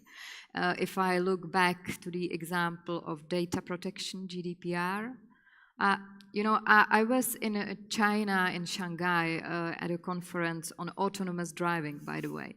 And I was explaining the challenges that we are faced with regulating the autonomous driving, because one of the key questions is that what will happen with the data again, you know? And I try to explain how Europeans, and there we have also differences between German perception of privacy, Czech perception of privacy, okay, but in general we agree that we do care about our privacy and our data. Then I stopped, and then there was a presentation by a Chinese company, the owner of the Chinese company, who basically explained, well, I know if you buy the BMW, that you are the person that plays golf, that watches this series on TV. We have all this data, and we are extremely good company because we can sell this data. So if you want, we can sell you this data. And I was there, and I was saying, this is not the way how it would run in Europe. Then you go to the US, they have different ways of dealing with the data again.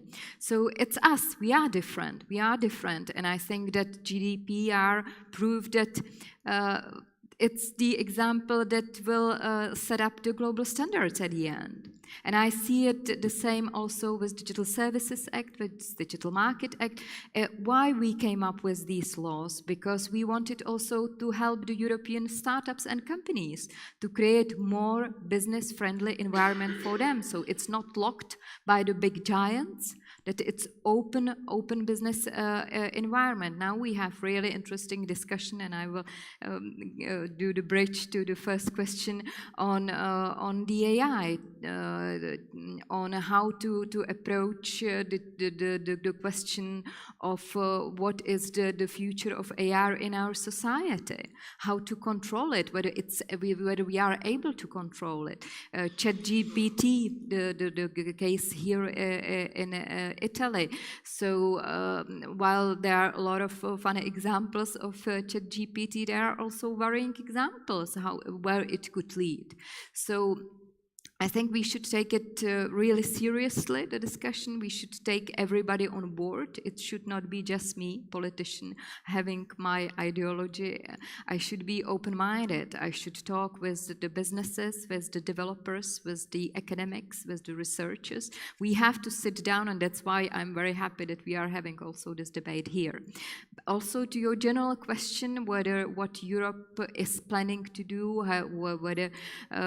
whether we have understood or where we have taken lessons from the past. Yes, I've been in the European politics for more than 20 years. And for the first time during this 5 years mandate, I feel the willingness and the political willingness and appetite to do more as Europeans. Why? COVID happened.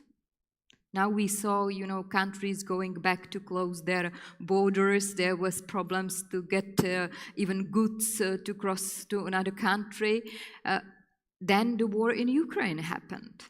And the response is very simple, and we heard it also here during Mr. Tajani's introductory remarks. More Europe. More Europe. We need to do more as Europeans. 5 years ago, if you would ask me about should we have more health EU policy, everybody would say no. Why should we? Now we know that we need to do more in the health. So there are a lot of activities going in this direction when it comes to health. Climate change, climate policy, Green Deal. You cannot deal with these issues at national level. You must do it at European level, and I would argue we need to do it at an international level. The same goes for digital that I just mentioned. So I think that there is global willingness and really force and push to do more as Europeans in Europe. Nicola, I have two questions for you. One is superstars. Should we have superstars? And the other is about regulation. We have seen a lot of regulation. It is coming. Some of the aim of the regulation is to open up spaces against big superstar firms, maybe for other companies. But is this something that the tech industry welcomes or worries about? Yes, in terms of do we need superstar firms, I think so. If you if by superstar firm you're talking about very large firms generating returns to scale, increasing returns to scale. It's the entire history of capitalism going back to great French historian Fernand Braudel, who wrote about the origins of capitalism is when merchants started to trade across such long distances that they had to invest to insert capital to secure the routes from Asia to Europe and in the other direction, obviously. And they realized that investing in the trading process generated higher returns and made everyone wealthier and better. And so there's a very high correlation between being a developed economy and having large firms that, fueled by capital, generating increasing returns to scale. You can't spot a developed economy in terms of high standard of living, security, etc., without spotting the very large firms that are fueled by capitalism. And capital, by the way, can be provided by the state as much as by the private sector. And the market is only the system that puts pressure on everyone so as to pursue even higher returns. So in terms of do we need superstar firms, I'd say yes, because if we don't have them, then we won't be a developed economy anymore, and that's bad in terms of our everyday life. And in retrospect, you realize that in the 20th century, I mentioned the importance of the car manufacturing industry. There was no developed economy in the 20th century, no developed nation without the local, the national champions in the car manufacturing industry. Italy was developed because it had Fiat and others. France was developed because it had Renault, etc. Obviously the US and Japan catching up was marked by the emergence of the Japanese car industry. So it's the same today. If we don't have the superstar firms, then that means Europe is slowing down in terms of development and eventually will become much less developed than the US and maybe some Asian countries. So that's the first answer. As for regulations, I think the idea that Europe is too regulated or more regulated than the US is a bit overblown. The short version of my thinking is that it's not that we have more regulation, it's that the US has more lawyers. And that's the fact that, for any American business leader, it's normal to allocate a very large fraction of their operating costs to paying hefty fees to law firms to handle all the regulatory stuff, burden, whatever you call it. And if you've already interacted with US companies on a day-to-day basis, like doing business with them, there are a lot of lawyers that you have to deal with, in effect. But when a European founder turns to their investor and say, well, I need to allocate a large amount of money to paying a legal department and lawyers, and we won't be afraid of going to court or being sued by our competitors or anything, investors in Europe will say, no, that's not how you do business. First, you comply with the rules, you are nice with everyone, and we don't have any resource to allocate to paying law firms. That's really not the way business is done in the US. Law firms are a mandatory part of doing business, and we need to get used to that because innovating by definition means breaking rules and being borderline and exploring unknown, uncharted territories, and that requires taking risks from a legal perspective, and that costs a lot of money, and that needs to be budgeted in the process. So we don't have more regulations in the US. If you go to the US, start a company and open the books and the legal books and you realize that there are many more regulations probably than applied in Europe. The only difference is that in the US, you have lawyers doing the work for you, and you have to budget for that. And all the rules are written in English, which is different from here, where they're written in Italian here, in French on the other side of the border, in German up there. And that makes that impression that, oh, there are more regulations here. No, that's not the case. And we have a couple more questions, I believe. Yes, thank you. I was wondering, we want super tech firms in Europe, and we have seen what the US have done in this way, but we also have seen the consequences of having too big, too large companies like Google, like Amazon, Apple, that they do have a bigger revenue than many countries around the world, and they are able to challenge the states in regards to sovereignty in some ways. So my question is, we do want them, yes, because we want to compete in the global market, in the global digital and tech market. But are we ready? We have the tools to deal with the superstar tech firms when they will be a reality.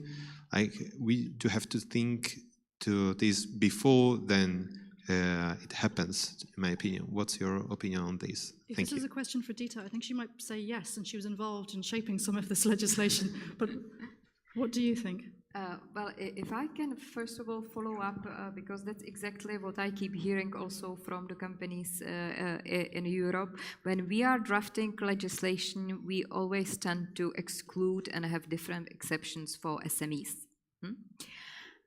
Because they need it. But the problem comes when they start to scale up, so they hit the regulatory wall, and then they come to me and I say, so either I hire thousands of lawyers to get me through this jungle of regulation, or I will just sell my company.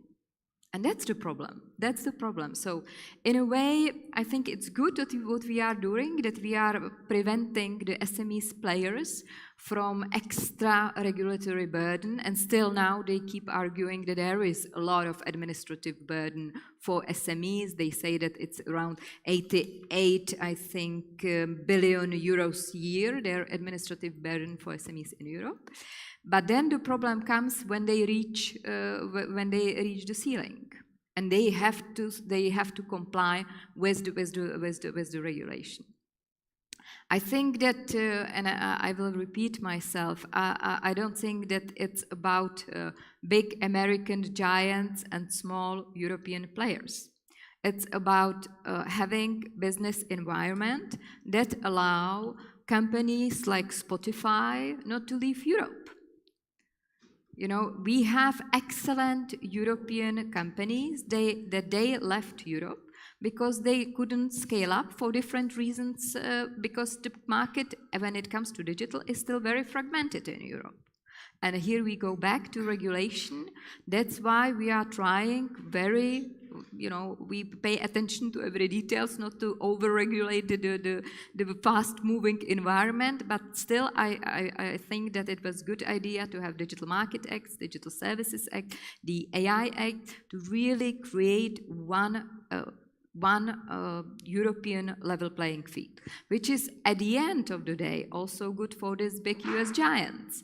Because now they didn't know what kind of rules will apply in Germany, in France. But what we should avoid doing is to create special laws like Google laws. I mean, we didn't create any Yahoo laws when we had problems with Yahoo. Now, I mean, we would not need it. So I would just advocate for really trying to achieve the general objective and really answer the questions of the market, not to try to challenge the problems of the market, not to create something on the problem of today, because, and I think we would all agree here, that this environment is so fast growing and moving that the problem of today might not be the problem of tomorrow. Jean-François, did you want to come in? No, just one comment on regulations. I think that we should look at ways to create sandbox, a regulatory sandbox, meaning approving things in advance, letting company experiment, and it's clear for the San Francisco autonomous driving example is a good sandbox example. And so we should look at ways to authorize things.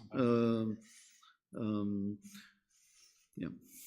We have another question? Yeah, so my name is Bo Hayden. I live both in Sweden and in Silicon Valley, so I go back and forth, but also lived in about 4 or 5 European countries other than Sweden as well. And I think that the name of this is, should the European Union create these companies? And I think the answer is yes, we should. At least attempt to try to create big companies, or companies that succeed, right? Whether they become big, we don't know, but we have to try to do that. The question is, can we do it, right?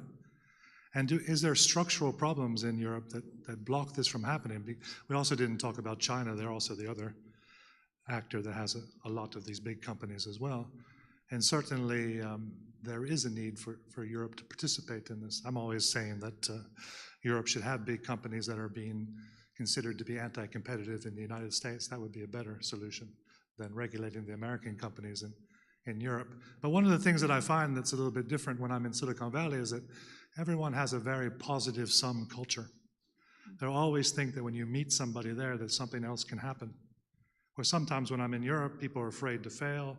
It's a zero sum. What are you coming? Are you going to take something from what we already have? And so we have this kind of cultural situation, and we can't bring all the people together in one place that have this kind of positive sum thinking like people do in California. So there's not mobility enough. There's not a common language. I know you're changing the laws, but it's still different. People are different culturally. So it's much, much easier, whether you start in Europe or anywhere else in the world, to go to the United States as the first option. And you're going to go to California likely, or Boston, and there you're going to have a whole bunch of other people like you with a big ecosystem. So how can we overcome these structural issues and create this type of critical mass where people from around the world want to come to some place in Europe? Maybe the Riviera. Maybe the Riviera would be good, and create this this type of critical mass of innovation. Who did you want to respond to that question? Anyone who has an answer to it, Anyone I'd be happy with that. Well, if I may, I think in a way you answered the question yourself, because you outlined the problems. So it's the first step, no? We know the problems. Now we have to find the way how to solve the problems. And I think you also repeated what we saw in the tables and the figures, which is the regulatory environment, which is the capital, which is the mindset, which is the business skills. It will not happen overnight, but I think we are on the right track. I think we are on the right track. We've known these statistics for like decades now. This is not new information. This has been known for a long time. We still haven't done anything. Can I add something? Yeah, but I think that by the time we also made some progress, I would argue. I come from the country. I come from the Czech Republic, that when the search engine is basically 50% Google and 50% Czech company. Yes, the company didn't scale up further in Europe, but still they have 50% of the market. So I think I think Europe is home of some world-leading tech companies still. I'm not saying that we don't have these challenges that you mentioned, and I'm the one who keeps advocating for really creating the right business environment so that the companies do not leave Europe and then the Americans come over to here. But yes, we need to do it, but I think we are on the right track. And I just don't think that you can, say this is the one recipe, do it, and it will happen. I want to very quickly bring in Nicolas, and I did see one more question. Nicolas first. Very quickly. We spent almost 2 decades being fascinated by Silicon Valley, the positive sum culture, etc. And then during the 2010s, something very interesting happened, which was the emergence of Chinese tech. And the Chinese tech ecosystem is very different from any aspect from the US one. And what that reveals is that there are 2 very different pathways to building giant tech companies. There's the Silicon Valley way and there's the Chinese way. And if there are 2 ways that are so different, maybe there's a third one, which is the European way. The only problem is that we haven't discovered that one yet, because there's no company that has grown so large that it has mapped out the pathway to how it's done. So we need to keep trying, but it starts with understanding in depth what makes Europe unique and positioning your future giant company accordingly. Not trying to emulate what the Americans do, because that would end in failure, and that has ended in failure in many cases. Not trying to emulate what the Chinese do, obviously, we don't want that, but understanding what makes Europe different and positioning accordingly. Can we take our question? Yeah, thank you very much. Yeah, I'm a lawyer, but I'm not going to talk about all this regulatory stuff. But what interests me with a lot of the legal instruments that are now being adopted is we are seeing a bit of a third way that might not necessarily lead to some giant being created, but we're seeing like demand aggregation platforms for critical raw materials is an area they want to create them, for pharmaceuticals, for vaccines, for gas. So, bringing the demand side, as it were, together. You see it in procurement also, in the foreign subsidies regulation. We're supposed to have procurement rules that will, give favor to EU companies. In the Net Zero Industry Act, it's there as well, same idea. In the temporary framework, the new one, we have matching aid, so we're supposed to match the US IRA, but we have locational policies. And if the firms who get the aid decide to leave, they have to pay it back. So we're also seeing new sort of instruments coming in to keep companies here. So it's a very different approach that we're seeing, not just sort of pushing the supply side. Who did you want to respond to that? Anybody. Anybody. If they agree. Anybody, if you agree? On some industries, there is one I'm very interested, so synthetic biology. There's clearly a question of how do you match, how do you create the virtuous cycle between supply and demand? And because people are afraid building the capacity that's called so-called bioreactors that make the molecules that you want, if they don't have the demand, and the demand they don't want to, they can't buy because they don't have the supply, and so some industries are stuck in such circles. So I agree that, and actually it's something I'm working on right now, that in some specific sectors where you do need to create the supply and demand, and it's kind of chicken and egg, I would say, it could help to have some transversal initiatives. So actually, for this industry, we might actually take a global route, actually, not only European, but where you match supply and demand, and then you can let the industry take off. But in this industry where you need so large investments, going back to your analogy with the roots and building chips, you need to break sometimes the vicious cycle between supply and demand. And maybe Europe could help there for sure. I think we could probably stay here all night, but we shouldn't. Yeah. Thank you very much. Please pick up the debate if you can. We can do it online, we can do it in the room. I know we have an awful lot more to say. But thank you very much for joining us all. And we can move now, if you're online, to our very last panel of the day, Suzanne Lynch, which is in conversation with Bohut Pator and Alexander Stubb. But thank you for joining us. Thank you.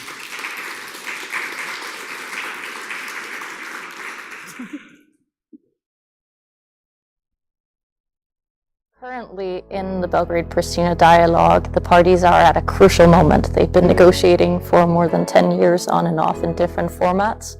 And we're at a point where, at this weekend, it's coming to a form of a culmination. My students will have a unique opportunity to rehearse in a simulation, an actual negotiation taking place as we speak between Serbia and Kosovo. The class was scheduled a long time ago, but it so happens that it's taking place at exactly the same time when the presidents of the two countries and the European Union as a mediator are meeting in Ohrid in North Macedonia in 2 days. So this will be a unique opportunity to actually rehearse the real negotiation in real time. In our class, we've had the immense pleasure of having the USR Miroslav Lajčák coming in personally and sharing with us a bit of his preparations for the upcoming meeting. Our Master in Transnational Governance has a specialization in peace and security, and particularly this course is, in my mind, probably one of the last courses that our students will take before they enter their life in a professional environment. And I would like them to be as close as possible to the reality, whether they will work in an NGO, in an international organization, or in government. And these kind of exercises are precisely aimed at getting them this sense of how the real world will look like. It is almost unthinkable in other situations to think that the USR would take his time at such a crucial moment to actually speak to students and share very much with the recent updates. So first of all, what makes it special is the unique access that we have and the ability to really work with the hot topics of Brussels here in Florence. It's wonderful, it's uncomparable.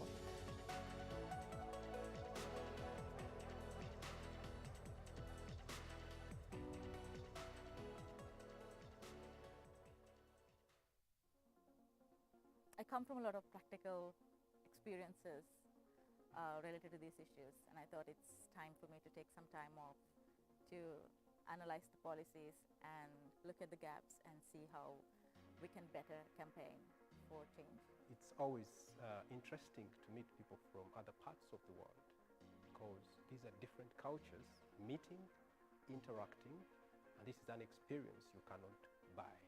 Academia is great because it helps us to find concepts, to share our ideas, but practice is fundamental in peace building, especially because it's something that you have to do day by day. It's not just a set of techniques, it's also a philosophy that you need to start applying. And I think I was also very much attracted to the fact that it's not purely academic. I'm not an academic, I've been a practitioner for the last decade. So I really appreciated the opportunity to lend my perspective from the policy space, the actual policy space in my work. I think this program is designed for someone that really knows what they want to do. And it's a thin balance. You really know what you want to do, so you can come here and really look for the resources that will help you in your path. But at the same time, you need to be open-minded to reshape your idea that you have already before coming here and add new elements and come with something that is better that you have already planned. L'Europe ne se fera pas d'un coup, ni dans une construction d'ensemble. Elle se fera par une réalisation concrète, créant d'abord une solidarité de fait.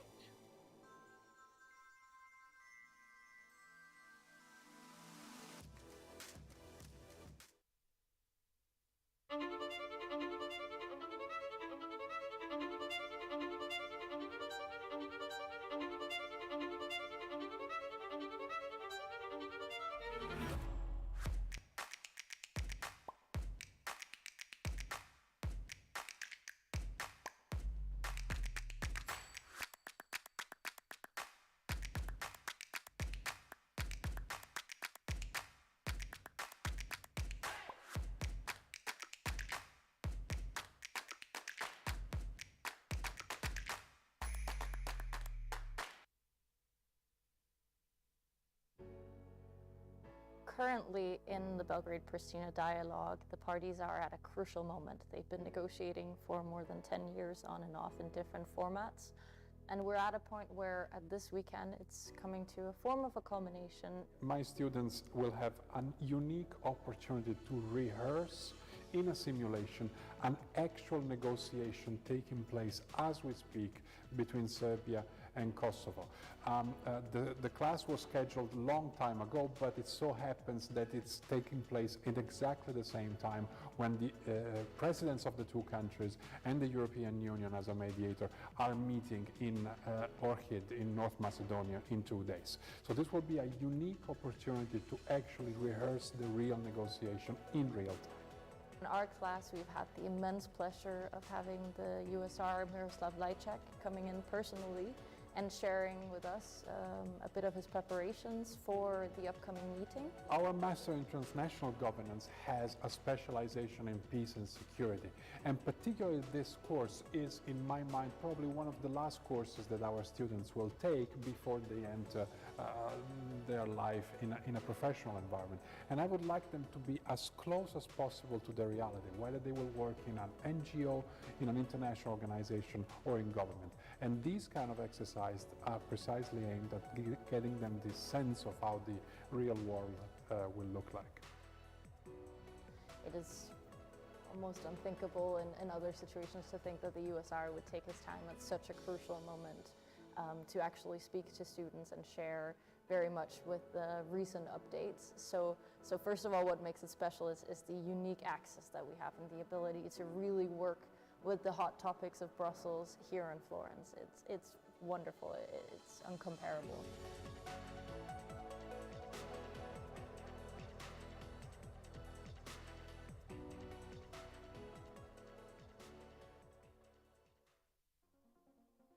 I come from a lot of practical experiences related to these issues, and I thought it's time for me to take some time off to analyze the policies and look at the gaps and see how we can better campaign for change. It's always interesting to meet people from other parts of the world because these are different cultures meeting, interacting, and this is an experience you cannot buy.